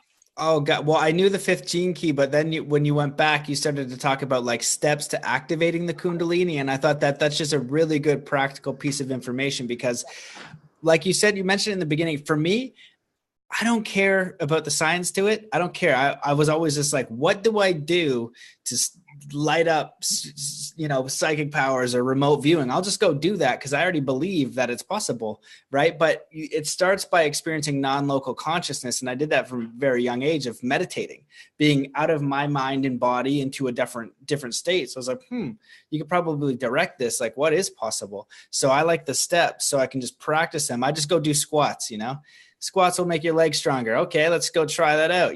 It worked. It didn't work. It didn't work for me. I tried. I did it's like 920 breaths that were like 1 to 3 minutes long to activate like a new consciousness in my mind. Like I go down the rabbit hole. I test it out. I'll let you know what I came back with. I go all the way in. So that's what I was looking for. It's just the strategy, because I want to activate it too. And I have my own processes.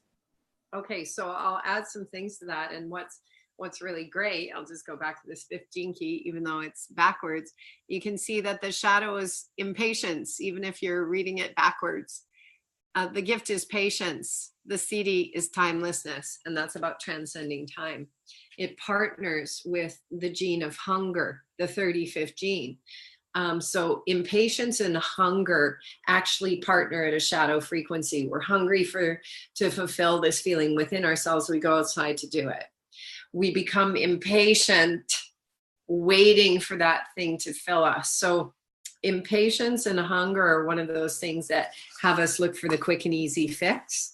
And that's what has us continually create outside of the self, wear ourselves down, chase, the vitamin, the exercise, the house, the job, the whatever, all these things that are going to fill us up.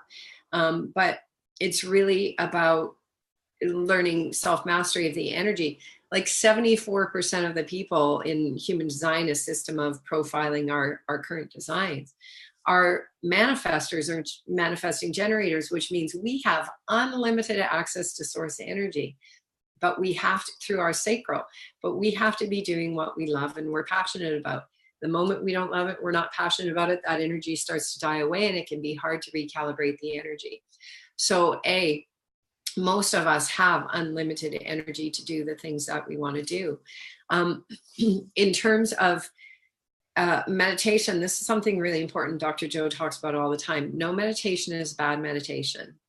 No effort is bad effort. It's about making the effort. And effort does not mean Herculean in terms of, I got to lift 1,000 pounds and, blow out all my sockets.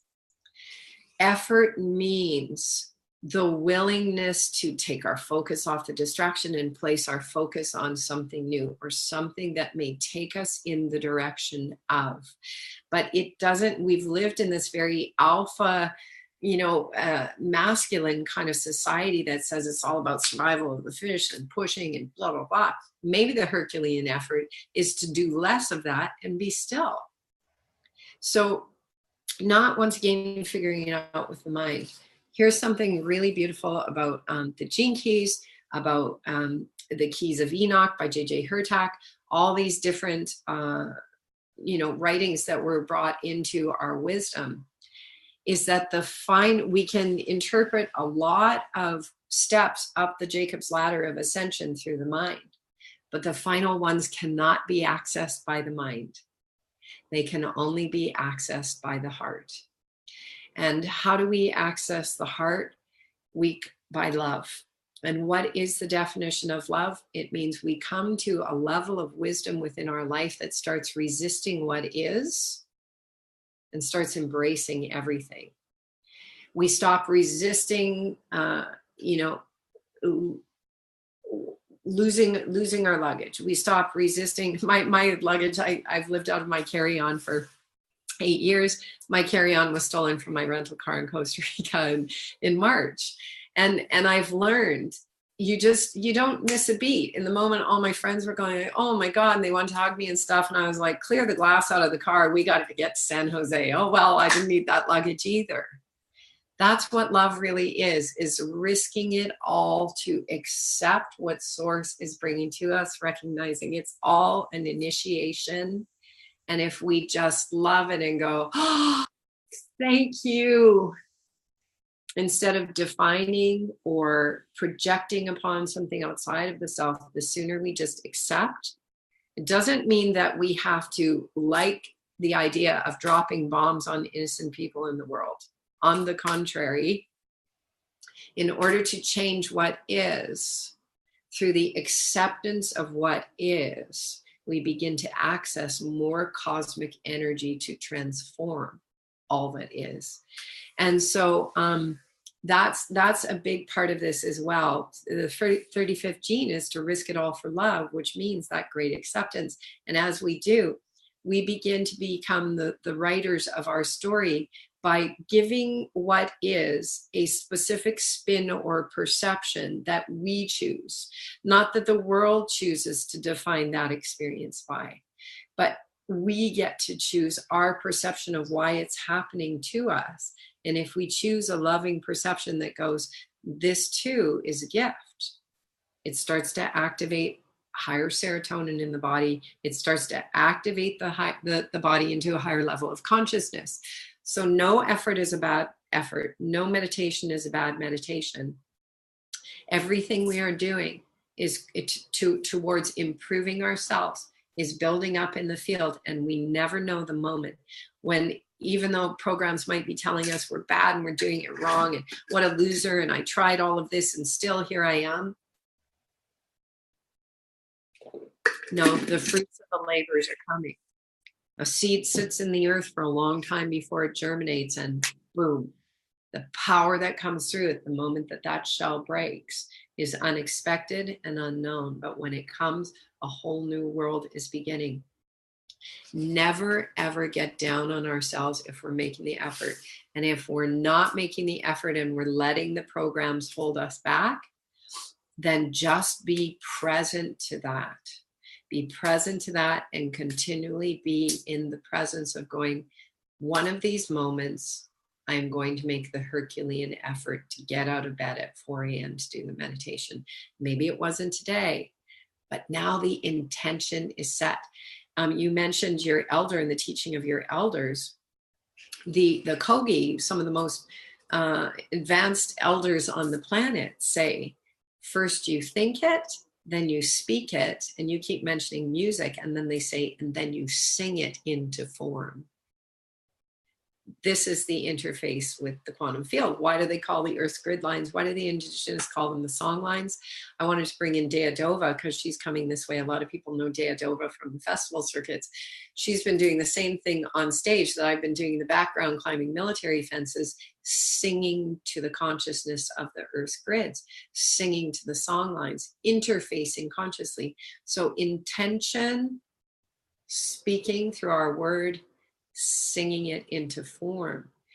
just making the effort, just having the conscious awareness the day we go, oh my God, I have got to make a change. That is a quantum leaping moment in itself. Everything that makes us more aware is a quantum leaping moment. Now, I want to jump in just for a minute about this thing I was talking about before, about pulling the Kundalini up the spine, which made me have to run to the bathroom, release my bladder, because I was squeezing those intrinsic muscles so much. The cerebral spinal fluid carries the information of light from the base of the spine up the spine. Joe explains it in a really great way, how the pineal activates. Our pineal gland is filled with little crystals. When we do this breath work, when we squeeze the intrinsic muscles, when we pull the breath up through the energy centers, it unifies in the heart. And then it's a direct singular line of energy that goes into the throat, into the third eye, or first eye, I call it, into our crown. And every time we draw it up and hold our breath, we start to feel pressure in the head where the pineal gland sits. When we feel that pressure, it's actually knocking on the door of the pineal gland. And that knock on the door, just like knocking on a wooden door, it creates vibration. And that vibration begins to vibrate those little crystals in the pineal gland. And once they start vibrating, they have the capacity. It's just like a prism or a crystal hanging in a window. If it swings, you start to notice like the reflection of the crystal all around the room and swinging. Same with the pineal. It's a hall of mirrors. The pineal gland is a hall of mirrors. It's reflecting vibration of information into form that then appears in front of our eyes. So we want to activate this pineal gland and move it to a higher frequency, pull the Kundalini up, pull the breath up, hold the breath, the pressures, the knock on the door to begin to release those little crystals. And eventually, as those little crystals release, we begin to see with our eyes a completely different version of the world around us reflected through these crystals, which are transducers of information from a higher field of consciousness called the quantum field that exists beyond the current speed of light that we can see with. So this is why we want to do this work. This is why we want to hold the breath, feel that pressure, then release it, and just experience in the releasing of the breath what we're feeling. And every time maybe we feel a little dizzy, whatever. Why? Because now we're getting our Merkaba, our light ship, our mothership. We're starting to activate it. Things are starting to spin. And once things start to spin, if you feel dizzy, don't shy away from it. Just go, oh, the light ship is lighting up. The spin is beginning to happen. The spin is where really fun things begin to happen, because that starts to connect us to a frequency of the quantum field that is like when we connect to that certain frequency, it's almost like now the mothership is lit up. Now it's raising up like a helicopter. Now it's meeting a certain vibration of the field, and boop, the door opens and we fly through the veil into the interdimensional realm. So that's a lot of stuff pass it back over to you. Oh my goodness. I was like, okay, in the middle of that, I had a lot to chime in with. And now, all right, so let me just put my own brain back together. You said a lot of great stuff. The first thing that I wanted to say was the stop resisting piece. And, imagine like somebody going through the airport, right? And they're like, my luggage is gone. And the person just goes, yes. Everything that happens for me is for my highest good, baby. Let's go get some new Hawaiian shorts. Like no matter what it is, I got fired today. Woo, fired. I'm going to be okay. No matter what it is, because you could literally do that if you wanted to. Like before the podcast started, I spilled the water, like a full glass of water. And I just went, F-bomb.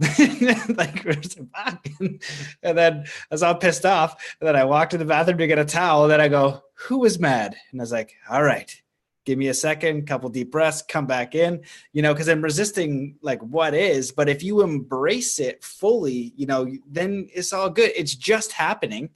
And we're saying good or bad. That happens in the mind. That's the surrender. That's happening in your mind. Like anything that happens, the good or bad, that's your own perception.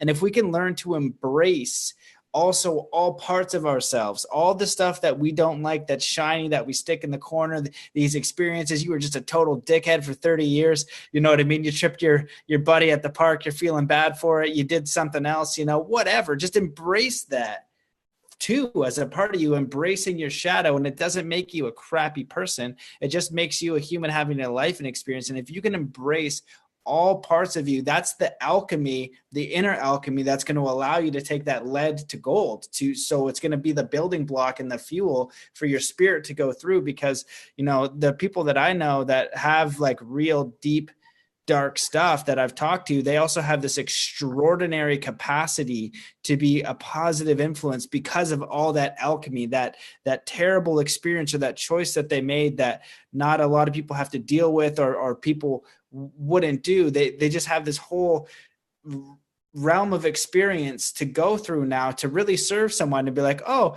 this is my problem. I have a job and I'm not so happy. And, Becky at work, she's a real piece of work, and then this person with this extraordinary experience is like, that's not that bad.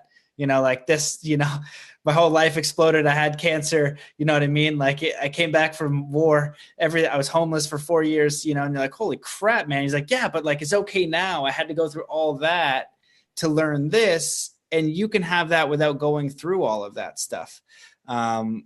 So that was like my rant. And what I wanted to get back to you was that I'm curious about is either touching on how do we restore, and I think you touched on it a bit, but how do we restore our human consciousness to the structure of creation itself? Because for me, that means like really experiencing that divine moment and seeing it all as divine. Every communication, while you're getting food, running to the store, it's all a divine moment, really. So that's kind of how I saw it. And then if you wanted to share one of your personal experiences that you were talking about before. Cool. Okay, so how do we restore ourselves to the structure of creation? Once again, we bring up the gene keys. It's all coded in the genes. This book is about the coding. There's many, the I Ching, same thing. This is just a really good modern day version. Richard read, you can see mine is well used. Any of these, and I leave them in places on the grids and so on, but it's a modern day version of the coding. It's kind of like one of the owner's manuals of how do we activate these light ships, but the last parts can't be activated through the mind. So this can only lead us through some of the steps until we go into the heart. So how do we realign with the structure of creation? Well, we use some of the techniques I'm talking about, whatever it is. It's going to happen for different people in different ways. Some people it's going to happen spontaneous because the cosmic wave is building. The more people that get on board, the more that some people are never going to have to do the work. They're just going to boom, wake up. And also the new incoming children, are carrying different codes, and China is filled with them. We'll never hear about them in the news, but there's a lot of very high ascended beings on this planetary plane at this time. So what the 60th gene, it's coded within us, and it says in the highest frequency in India, there's a mythic Himalayan yogi known as Babaji. Many myths surround this man that appear from time to time across the centuries, materializing in form, appearing and then disappearing. Sounds like fun. So this is all about the activation of the rainbow light body. It says anyone who activates this gene or attains enlightenment through this gene, magic comes pouring through them because they are breaking the laws of form. This is the game. It's like Joe says, it's the best game on earth right now. It's the game of transformation and self-realization, because it is all a game. And so where do you want to play? Do you want to play in the golf course, or do you want to play in the realms of the eternal and internal? And activate these supernatural capacities. This gene is programmed in all of us, and it says that it is, we should remember that from the point of the 60 Asceti, it has already, every human being knows that our future is about the cracking of the veils, the opening of the veils, and that the reality will transform in an instant. How do we know? Because it's coded within us. We may not be experiencing it from the mind, but there is a knowing, like an exodus. It draws people forward. And that's what's happening within us now. It's an electromagnetic pull. The Earth's energies are shifting. It's awakening within us because we're a part of the Earth. And it lies secretly encoded in the deep limitation of our material DNA. Our carbon base is turning to light. This is a big part of it. You may notice your eating habits have changed dramatically, your sleeping habits, your interests. You don't hang out with the same people anymore, all that kind of stuff. It's because the transfiguration is occurring within. Actually, there was something I wanted to share on this show. I forgot to send it to you, Matt, but and this is a really important piece to share. So it says, certain divine laws conceal the higher aspects of our own nature from our view. We have to evolve to be able to see them and evolve beyond the great two laws of gravity and time. And so this is about releasing the double helix and reconnecting to the triple helix of creation, the underlying of geometry of the universe itself, which is teeming with life. So the meditation is a super important way to do this. Whatever techniques we use, maybe for some people running is meditation, because that gets the whole brain state going and so on. People can have amazing awakenings when they're doing activities that get both sides of the brain working. There is no one way. We would waste time trying to figure out the one way. We're just trying to inspire the consciousness to know that if you're having unique experiences, even if you're just having what you call coincidences or synchronicities, follow them, follow the energy, trace that energy as though you're lost in a forest and all of a sudden you go, I think it's that trail. That's what a synchronicity is. The synchronicity is the trail to follow. It's the energy to follow. The other trails are distractions. Just go, I'm going to go, wow, I'm going to get super stoked and super excited about this synchronicity. In fact, I'm going to tell all my friends, and I don't even care if my friends are interested. I'm going to energize this synchronicity with my focus and attention. Because when we do, it opens up way more pathways in the forest. It's opening up way more neural networks in the mind.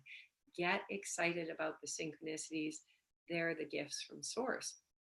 One picture I was going to send you, Matt, is one of the groups that I've worked the Rochelle grids on the earth with, which are these activation lines, you could say, for humanity's consciousness, like connecting physicality with interdimensionality. And so many of us have worked as grid workers to sort of bridge those, like acupuncture needles.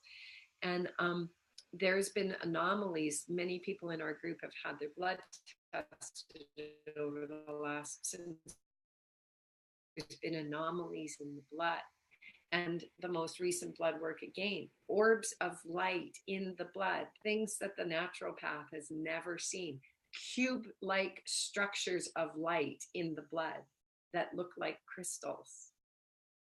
This is scientific data if the mind needs it. And I was going to send you those. When it first started happening in 2011, there was red there was red blood cells with little blue stars and little red stars on them, and those blood cells were bursting into orbs of light. And when I saw it, I was like, oh my God, this is the red and blue Kachina from the Hopi prophecy, because the Hopi prophecy said the red and the blue Kachina would come, but it's not just in the sky, it's inside of us.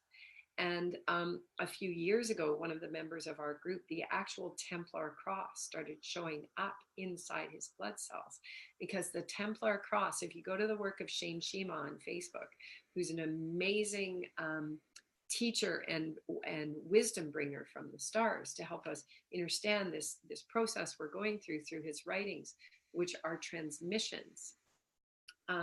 The Templar cross is the cross of the fourth coordinate, the fourth dimension, which then bridges us back to interdimensionality. And so, yeah, the Templar cross started to show up in the blood of one of the men in our group in, I would say, probably about 2016. And so in my own work, being very, very involved with the Rochelle grids or the rose lines and the axiotonal grids of creation, and working as a grid worker and being guided by source and by spirit beyond the rational mind, and having many interdimensional experiences. I just sent Matt a couple of pictures that we could just pull one of them up. And I guess I feel to share the pictures.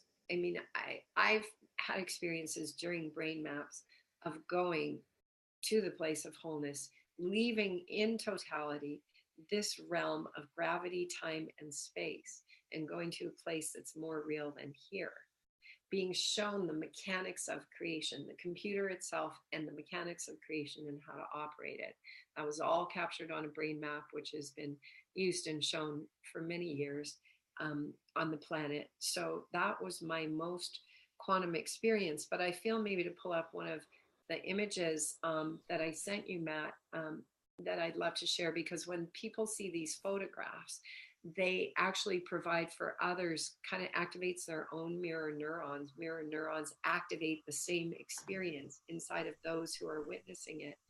So that was, I was, the dolphins, I've worked really closely with the dolphins and the whales. And in 2015, I got a message from the dolphins to come to Big Island, Hawaii. And they said, come swim with us. We're going to give you the codes to stabilize the tectonic plates on the planet once for all. They were basically explaining that in order for us to go through the shift without a big cataclysm, we needed to stabilize the tectonic plates with these codes that the dolphins were bridging interdimensionally. And so my girlfriend, I called her and said, hey, do you want to come swim with me with the dolphins on the full moon? They say they're gonna offer these codes. So let's just stay on this picture for 1 second. I actually had a dolphin swim up to me one day and look me straight in the first eye and communicate to me that they were activating my sonar again, and they were going to start teaching me to work with color, light, and sound again. And so I got out of the water all excited, and I said to my friend Tanya, I was like, oh my God, Tanya, you're not going to believe what happened. This is what happened. This is what the dolphins told me. And they showed me this rainbow coming out of my forehead. And then the next day, the dolphins, I was walking along, and let's just jump back to that one for a second. Jumping all over the map here. Trying to work this. I was just doing a terrible job over here. Okay, which one do you want? Okay, there we are. So yeah, I was just walking to go have breakfast with my friend, and the guidance said, do a selfie. And I did a selfie, and I was like, oh my God, this is exactly what the dolphins showed me yesterday. They were showing me this rainbow coming out of my forehead. And the crazy thing was, in the picture, there was a dolphin painted on the wall. I was just walking along and did the selfie and realized after there was a dolphin in the painting. The whole picture is completely unaltered. The whole thing looks really unusual and interdimensional, as though it's been altered by Photoshop or something. This is how the picture showed up. And I took like 20 pictures, and they all looked the same, and ran to my girlfriend. She ran back to the spot and tried to do all these selfies, nothing. This was one of those interdimensional moments that was captured on film. I've never written my story down, but the pictures themselves are pictures I can share with people, that people go like, wow, that's like so cool. And then it activates their mirror neurons for what's potential within them. And really, my whole journey has been documented by really extraordinary photos like this. And there's the one other picture where I'm guided to share, where I'm surrounded by the violet light. It's my back. Yeah, that picture. So I did lots of work in Egypt with the grid lines. And this was in 2015. And the guidance downloaded the trip like probably 8 months before, and said that I needed to go with a group to Egypt, that we were going to receive the codes to bring in the codes for the 144,000 ascended masters to embody fully before the end of August 2016. And so this was in a place called Abydos, which is considered the heart chakra of Egypt. And in Abydos, you go into all these different rooms, and the rooms open up the 7 sacred seals around the heart. And then I went into a room beyond those rooms after going through the 7 rooms. And I felt this presence, and it was this clear presence of the Christ. And the guidance said to go get my friend home and tell him that he needed to take a picture of what was about to happen. So we went back into the room, and I'm like, I don't know what's going to happen. Just take a picture if something does. And this is what happened. And other friends who were there saw this with their own physical eyes. what I experienced was my whole body bursting into the violet flame. I experienced myself at a cellular level and all of my cells suddenly bursting into the violet flame, which is the flame of Christ consciousness. It is the color of violet that purifies the cells back to the source code or back to light so that we can restore interdimensional capacities, our Christ consciousness, which is really the teachings of quantum physics.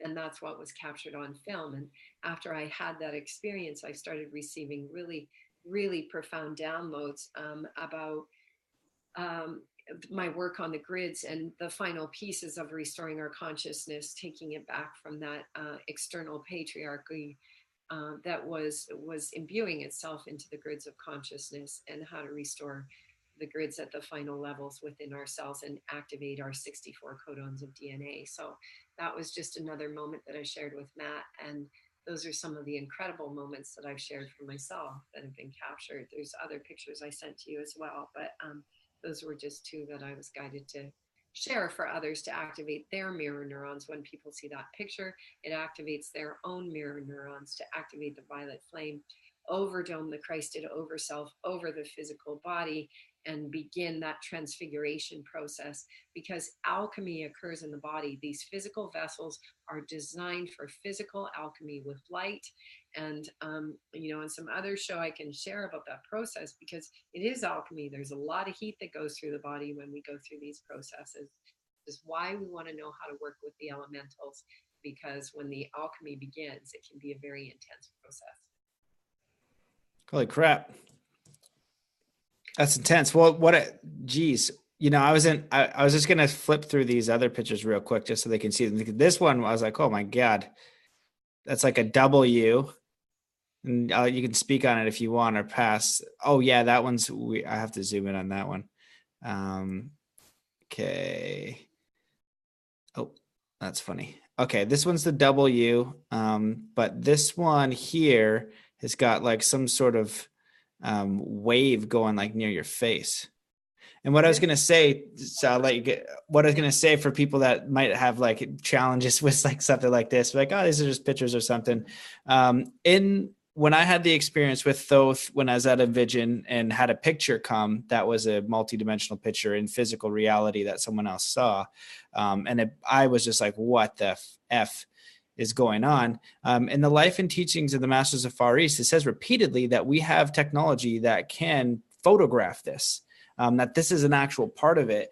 And most of the time that you have like a personal experience, it's just for you and there's no photographic evidence. So these are just photographic evidence that are supporting or basically like a tool that go with the experience that you're sharing, which is the most important part. Is like, look, this experience is something that I didn't go, okay, I'm going to go have this experience now. And then bam, this experience happens. This is you just going around doing your thing. And then this happens. And then you're processing like, whoa, that was intense. That's really interesting. How do I even shape words around that? So the pictures are just kind of like a little, like Egypt, the pictures don't do it justice. When I was sitting in had the experience in the King's Chamber and stuff like that, I could have pictures all day. But if there's something weird in there, it'd be like, no, I felt this thing, this happened. It was mind blowing. Right. But you have this little crappy dark picture. So you have both. I just wanted to seed that in. I don't know if you want to talk about these or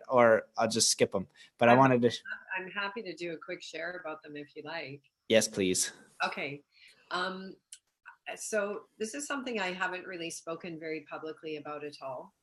Part of the Hopi prophecy is about the return of the eagle and the condor, the masculine and feminine, North America and South America, the reconnection of the energies. And so I was invited in 2014 to carry corn to South America by my Hopi elder to go to South America to invite the Condor Nations through the invitation of the corn, which is a computer, because when corn dries, it crystallizes. And what holds all the memory in our computer is one tiny little silica chip.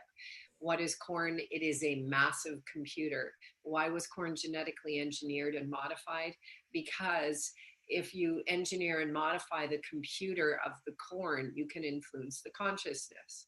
while there were certain kinds of corns that have been preserved by the indigenous people and hidden away, seeds that regenerate and help remember all this genetically engineered corn that makes up 74% of the food chain, to basically blank out the human consciousness.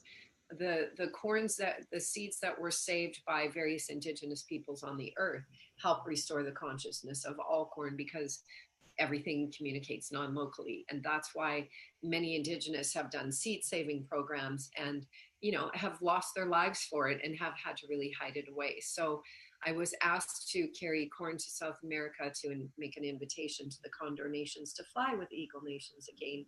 And at the time I was also given a skull, a crystal skull to carry. And Thoth had been informing a woman, Maya Nartumid, who's an amazing scribe for Thoth. You can check out her work, Maya Nartumid. She's on Facebook and she's got websites as well. She had been scribing for Thoth for many years. And Thoth was saying that there was ascended beings that crystallized their skulls upon death. They had the capacity to activate their human vessels to crystallize their skulls and leave those skulls in the grids. Those crystallized skulls are now part of the consciousness that's helping to guide us forward. And these were some of the original archetypal energies of that created the human consciousness. And so this skull that I was asked to carry, Thoth said, would be it would act as a surrogate for Atula-Shilima, an ancient Lemurian priestess who reincarnated as Mary Magdalene. And Thoth said that Atula-Shilima left her crystallized skull in the grids of Mount Waialeale on the island of Kauai.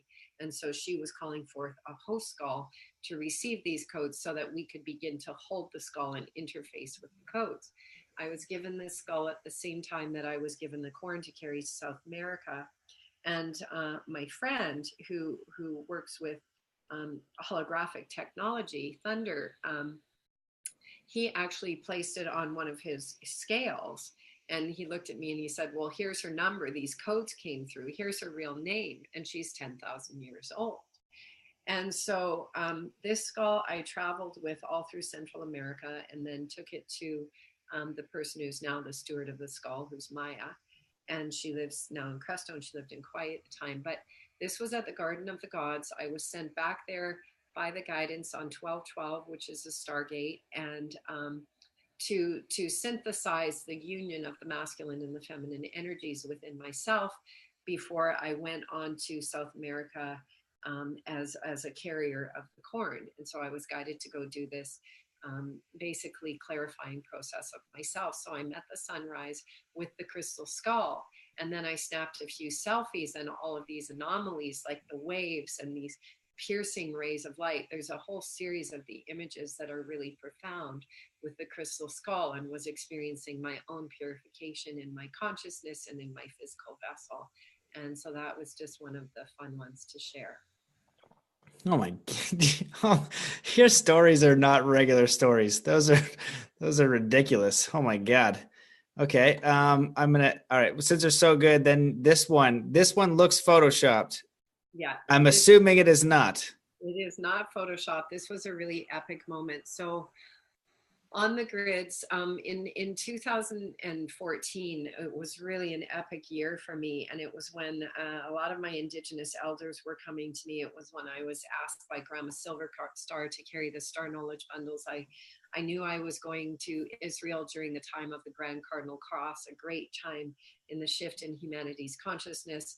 Spirit had told me 14 months before I would be going. I was dragging my feet because I was still trying to bridge 3D and all these irrational things that, my family and my friends all thought that I had just really lost my mind and was off doing all these walkabouts on the grids. And I can't really explain to anyone this metadata and source code that's coming through my mouth. And most people don't have a clue what I was talking about. And, it's a really humbling time because it was me and source. Basically, it was me and the divine. I really had to surrender to the path and trust, because the miracles were so profound. And I had to just accept that most of my human family could not really relate to what was happening, but that it was a higher service to all of humanity. And I'm so grateful that I walked the past in trust and courage and so on, because all the pieces are making sense now. And people are really starting to understand from my live streams I'm doing. I'm having tens of thousands of people watch the live streams, and thousands of messages are coming to me a day now from people going, oh my God, thank you. Everything you're sharing is putting all the pieces together for me. So in 2014, I did a 5-month walkabout on the grids. I was asked by one of my great Indigenous elders, Marshall Golden Eagle Jack, who worked with water and the 13 grandmothers, to carry water and crystals back to the Middle East. Grandma Silver Star asked me to carry the star knowledge bundles back to Israel at the time of the Grand Cardinal Cross.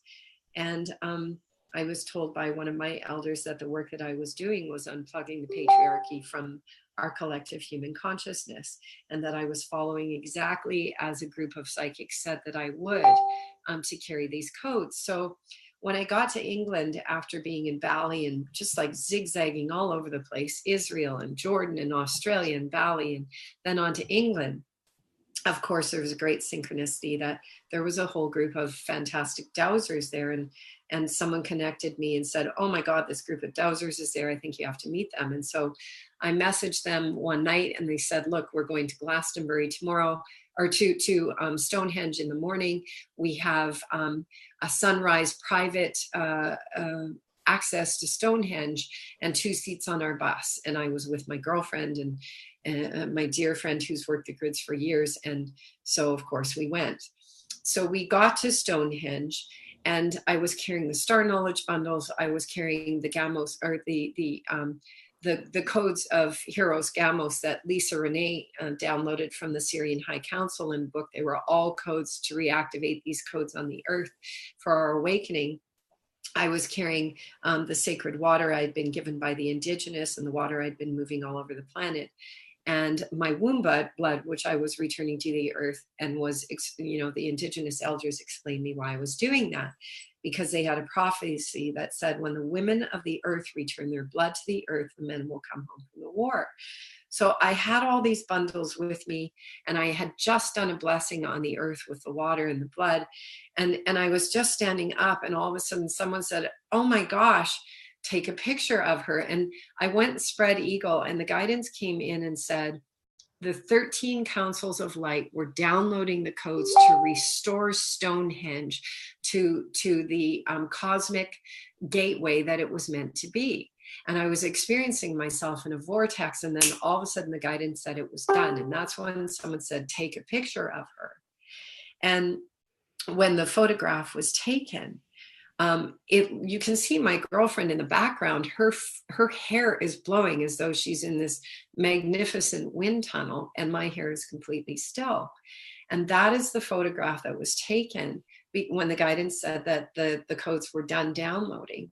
And what's amazing is you probably can't see it super close on this picture, but I've got to plug my computer in. But what you can see is, if you look really close, a vortex in the sky above me. And that's what I was experiencing myself to be. I was experiencing myself to be inside of a vortex, and you can see it in the clouds. And if you look at that picture, the shadowy picture of me, it's not even the same profile as what you see. The eyelashes in my profile, as though I'm turning my head towards the vortex in the sky. You can just kind of see it where the cursor is right now, the center of the vortex. But it's like I'm looking towards the vortex in the sky in the multidimensional part of me, whereas the other part of me is looking down at the camera. And that's when the 13 councils of light said that Stonehenge had been physically reprogrammed to restore the 13. The guidance always said that I was here to unify the 12 tribes plus one and restore the missing tribe on the planet, which was the tribe of the Magdalene, the feminine Christ. The guidance always said the feminine Christ had to be restored within humanity's consciousness in order for humanity to awaken, because the story was obscured, and both masculine and feminine Christ consciousness was distorted. And what is Christ consciousness? Christ consciousness is quantum physics. It's the keys for how to play with this quantum field. And so that's when the 13 councils of light said that the 13 codes of our DNA were restored, or the 13 strands of DNA were restored, and that it would start going through all these different stone megaliths on the planet through the grid lines to start preparing humanity for the awakening. So that's what was happening in that moment with that picture. Holy crap. What? That is amazing. There's not even words for that story. Wow. Okay, cool. Well, you just have to come on like every week and just give me like a new story. I have like probably 5 to 10 mind blowers, and I think that you've got about like 50. It's like I say that I've walked a 13-part sci-fi movie. I say it's not my story, it's humanity's story. It's the truth of the restoration of the feminine Christ in our consciousness. And I keep saying, like, send me the screenplay writers. I'll tell the story. I'm really good at telling it. Someone else can transmute it into a book and a movie series, because it's really humanity's birthright to know the story. I walked on these grids for 7 years. I always say that they say that there's 7 lost years of the journey of Jesus. And I always say that I know exactly what those 7 lost years were. He was walking the grids, interfacing with the consciousness of nature, of the cosmos, through walking the grid lines and bringing codes of awakening to the family. And that's what really my journey was for those 7 years, from 2011 till now, 2018. And so, in my dream, in my mind movie, people are coming who can translate this into other forms where it can be shared, because it's humanity's birthright to know how the feminine Christ consciousness was restored through the grids to liberate us from a distorted story that was all about the patriarchy and the masculine, that left out the feminine aspects of who we are, and basically restricted, because the cosmos has checks and valves. And unless we're in harmony and balance within ourselves, we are not allowed to drive our ships through into these interdimensional gateways. And this is the liberation of humanity, through restoring these truths within the collective psyche. Because when I do it, my DNA communicates with your DNA non-locally. So what I'm learning, you're learning. What you're learning, I'm learning. And we really all do have incredible stories to share of this collective human journey. I say it's the journey of the courage of the human heart to overcome all things, because in the end, it's all about love. And that's really what the journey has been about for me. Oh man. Well, my friend, that was spectacular. It's everything I could have hoped and dreamed it could be. This series of like 1, 2, 3 is going to be something else. They've all been pretty amazing. And I think the last thing that I'll just share is just like, I find it interesting, the masculine, feminine, patriarchy, matriarchy. The native elder that I'm studying with now, David, it's a matriarchy. The women that's the highest thing. And if we look at our society of competition, push people down, very surfaces, it's be very masculine, very push force. And a part of this work is internal, going in. That's like kind of feminine, and so if we can just merge both, we need both. It's not good or bad, but what we kind of went way too nuts on one side.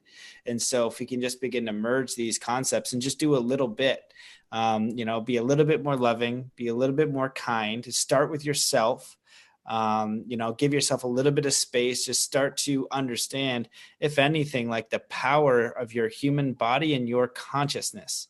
You are so powerful, you're multidimensional, you're an incredible creator being, but it doesn't happen on day one. It's like, give yourself a lifetime to experience, give yourself some time. You never learned anything in like one day.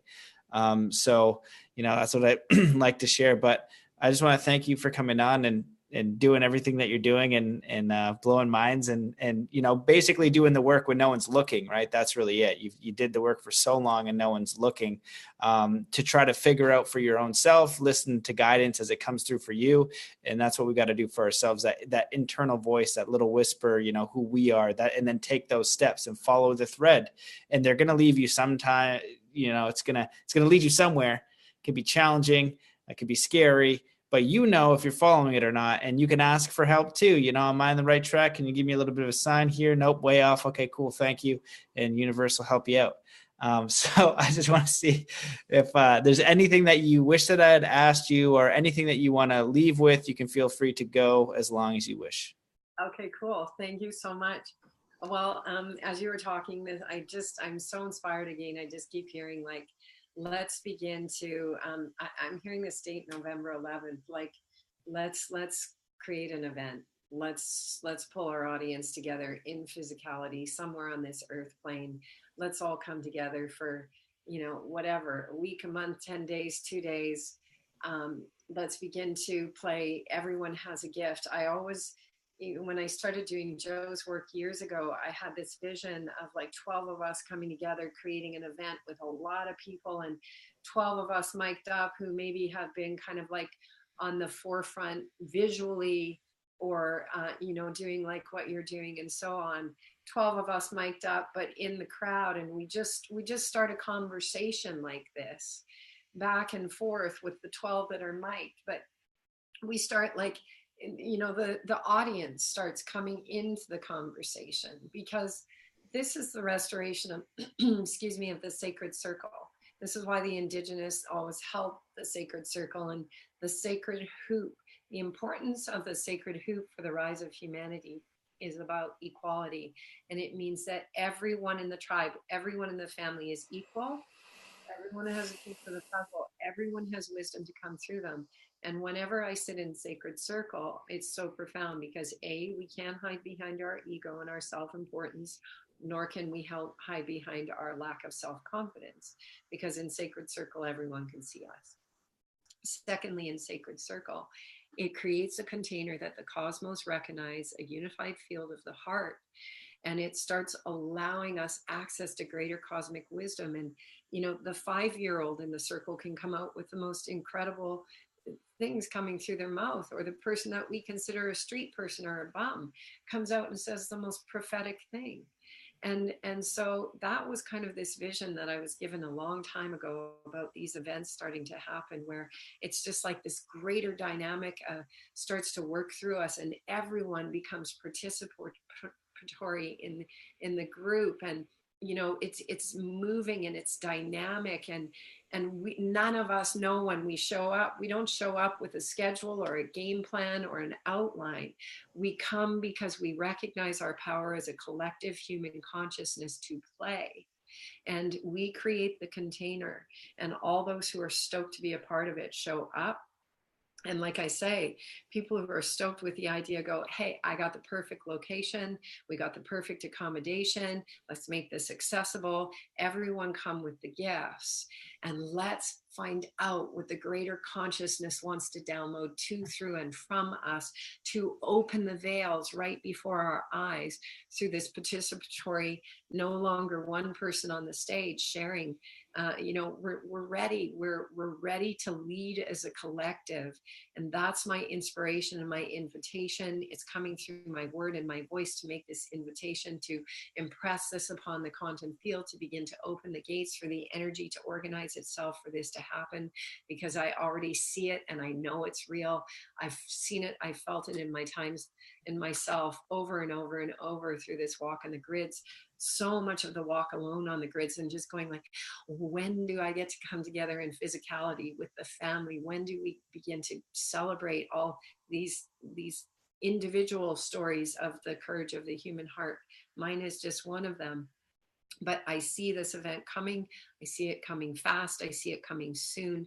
And I just feel so energized by sharing that as a potential today, to open the field, to receive messages from listeners who who know that they have a part to play in this and know that they have pieces that they can bring to it, who are, you know, have the AV specialization gifts and all that kind of stuff to make it happen.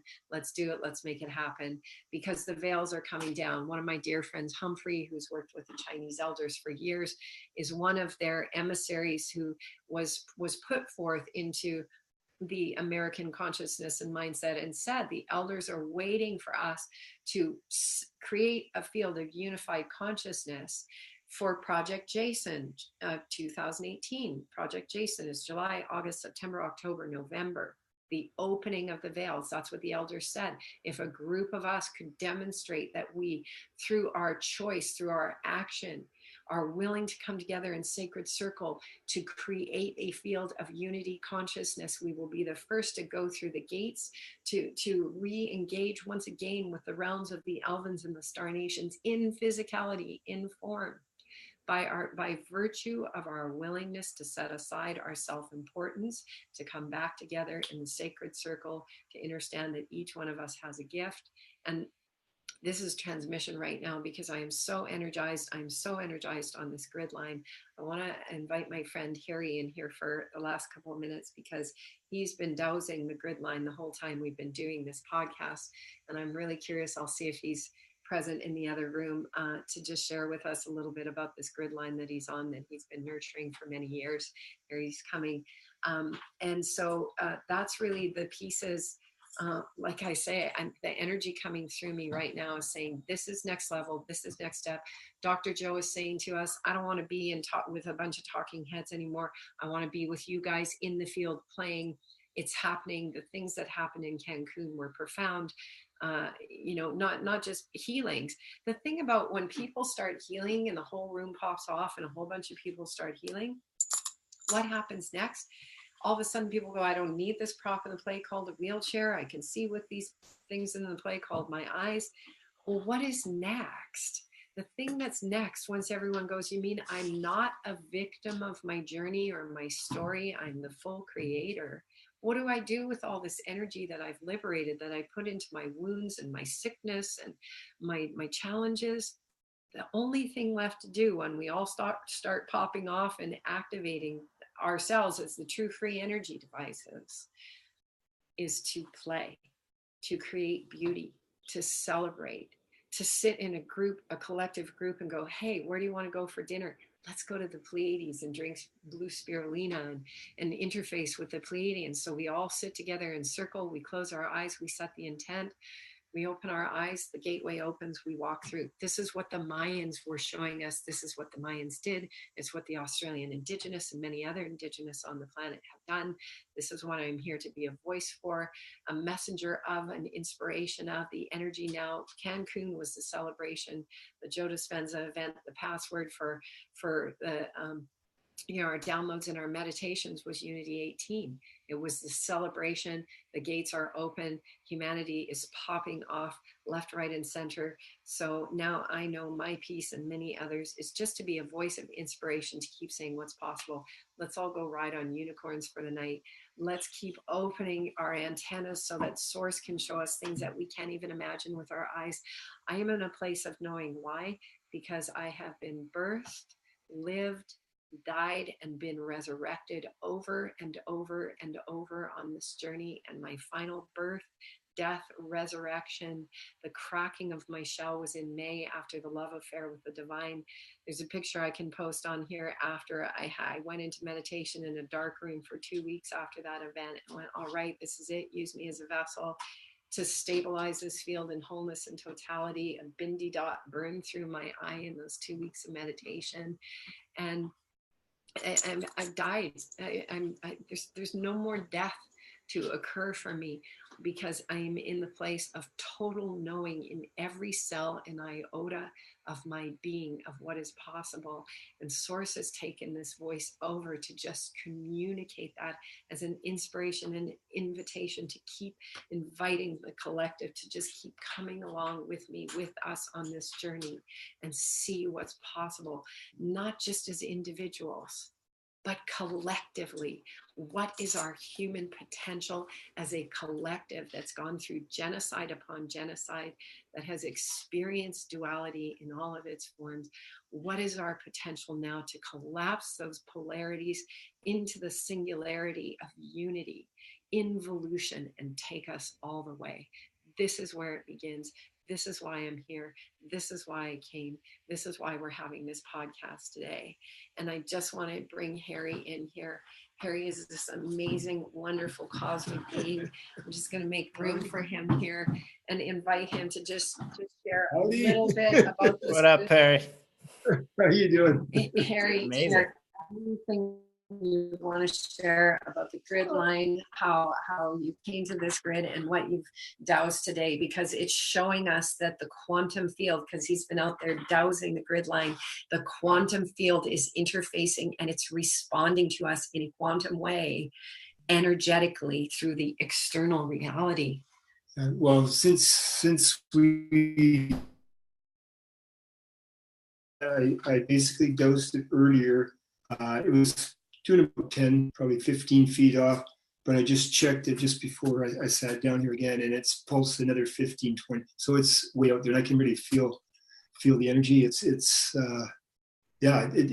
just like a buzzing, like a sensation around the head and the body, and that it's really kind of amazing. I mean, I was never aware of that. Like last year, it's started about February, March of this year, where it started pulsing, and I started checking it with dosing rods, and I was, I never thought that possible, and now it's just amazing. And with the sacred geometry,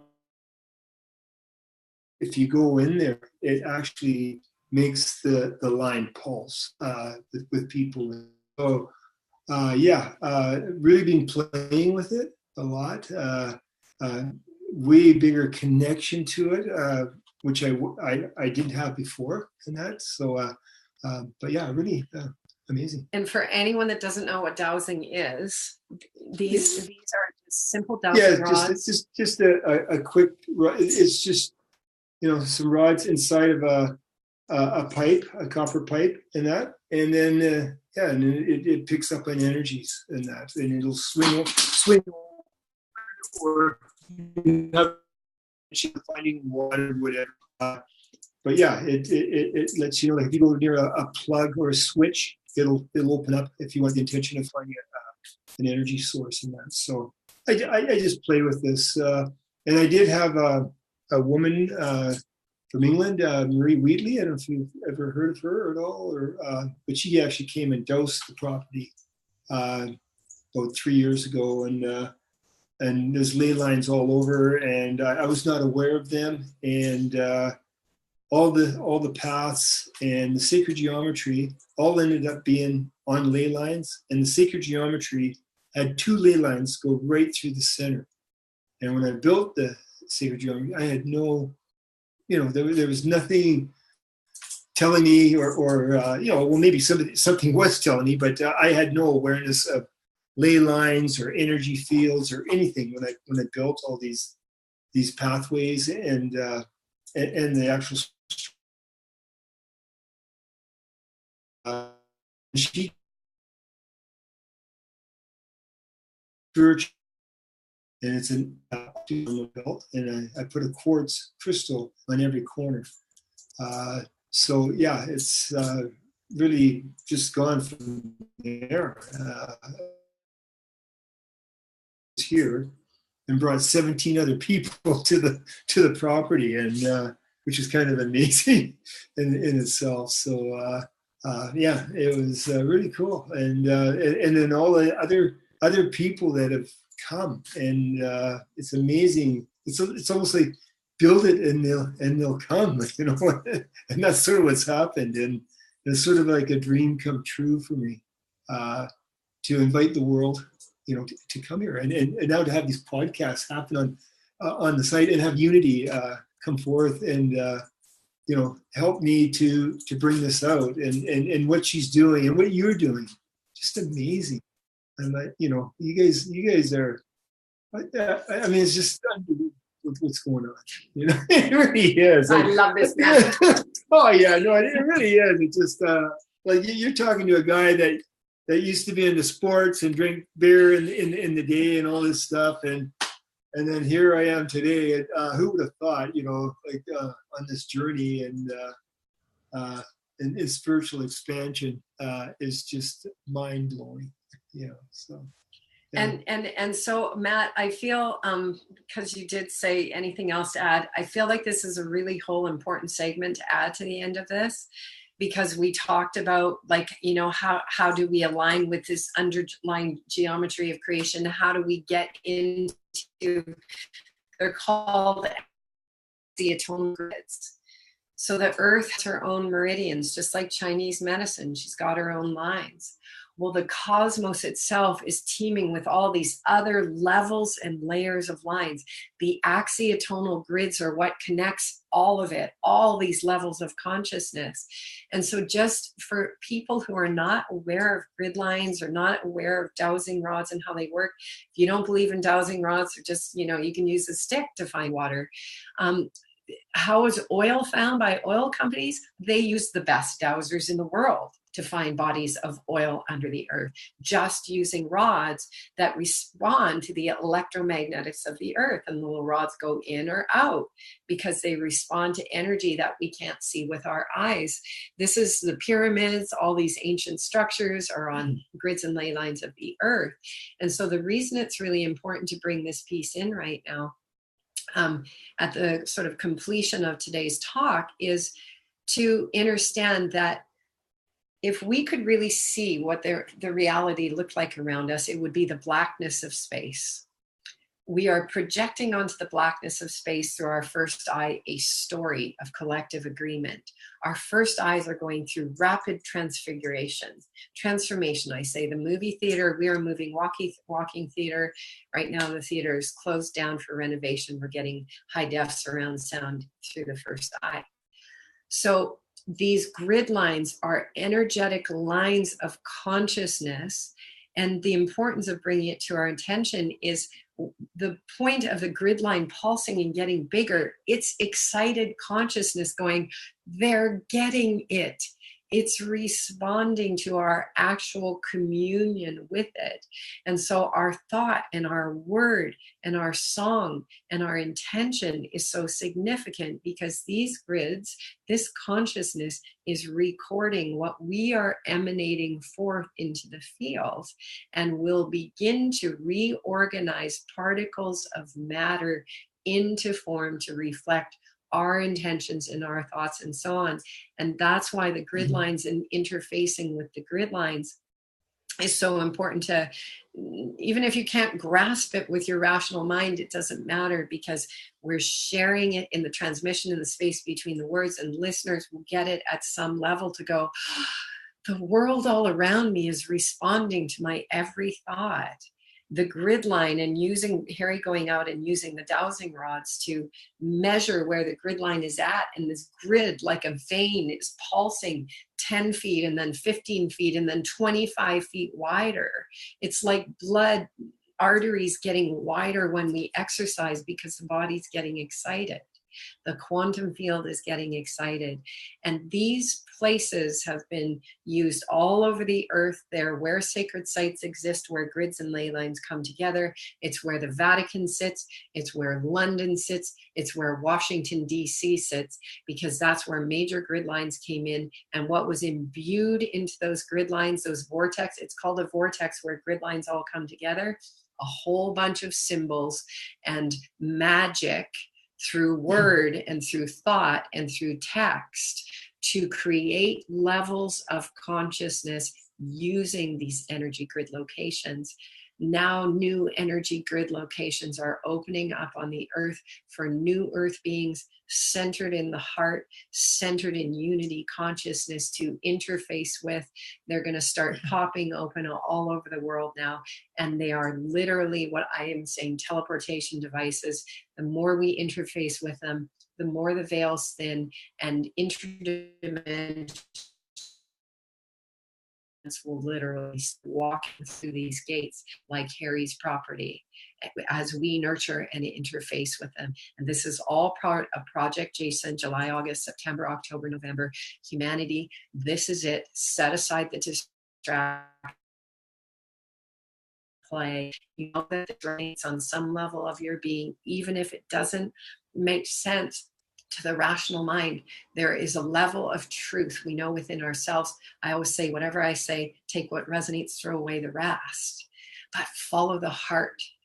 Follow the internal guidance system that will lead us into this new earth that is coming through a higher level of consciousness. It's literally pulling us by the chest now to have us leave behind everything we no longer need to walk through these gates that are opening in these earthly planes for us to walk all the way through.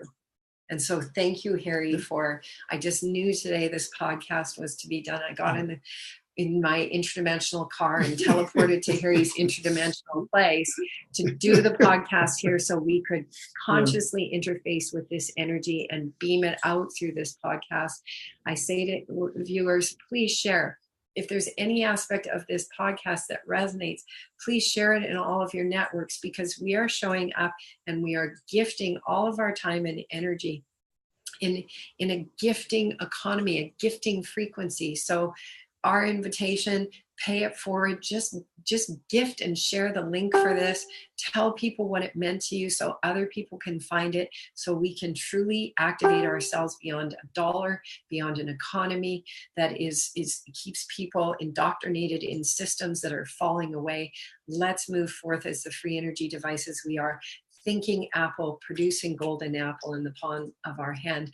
The masters of the Far East are we. Let us begin to truly play in our supernatural abilities and gifts. It's game on. I promise and guarantee it's already happening. So just come through the gates. Wow, that's amazing. Well, Harry, thanks for being such a gracious host and making this happen and using earth energy. I think Unity knows a thing or two about grid lines and ley lines and energy points walking around the friggin' planet. But I appreciate you both. Unity, thanks for your work. Harry, thanks. I don't know you yet, but I'm Canadian, so I'll have to swing by your pad and say what's up and get some of that good old energy for myself. But I just appreciate you both for who you are. And I agree with everything that you said. Definitely go do an act of kindness. That's what I always say. Actually take an action. And you are an extraordinary, powerful being. So just go be that way. Matt, Belair, and to all the viewers, interdimensional, physical, and beyond, let's rock this. Let's play the way we're meant to. Innocent, pure children of this garden, the living library as it was meant to be. Let's all go swim with dolphins, ride unicorns through the gates, and so much more. Thank you, Matt. Thank you. Love you guys. Thanks for watching. Bye. Shaka. Aloha.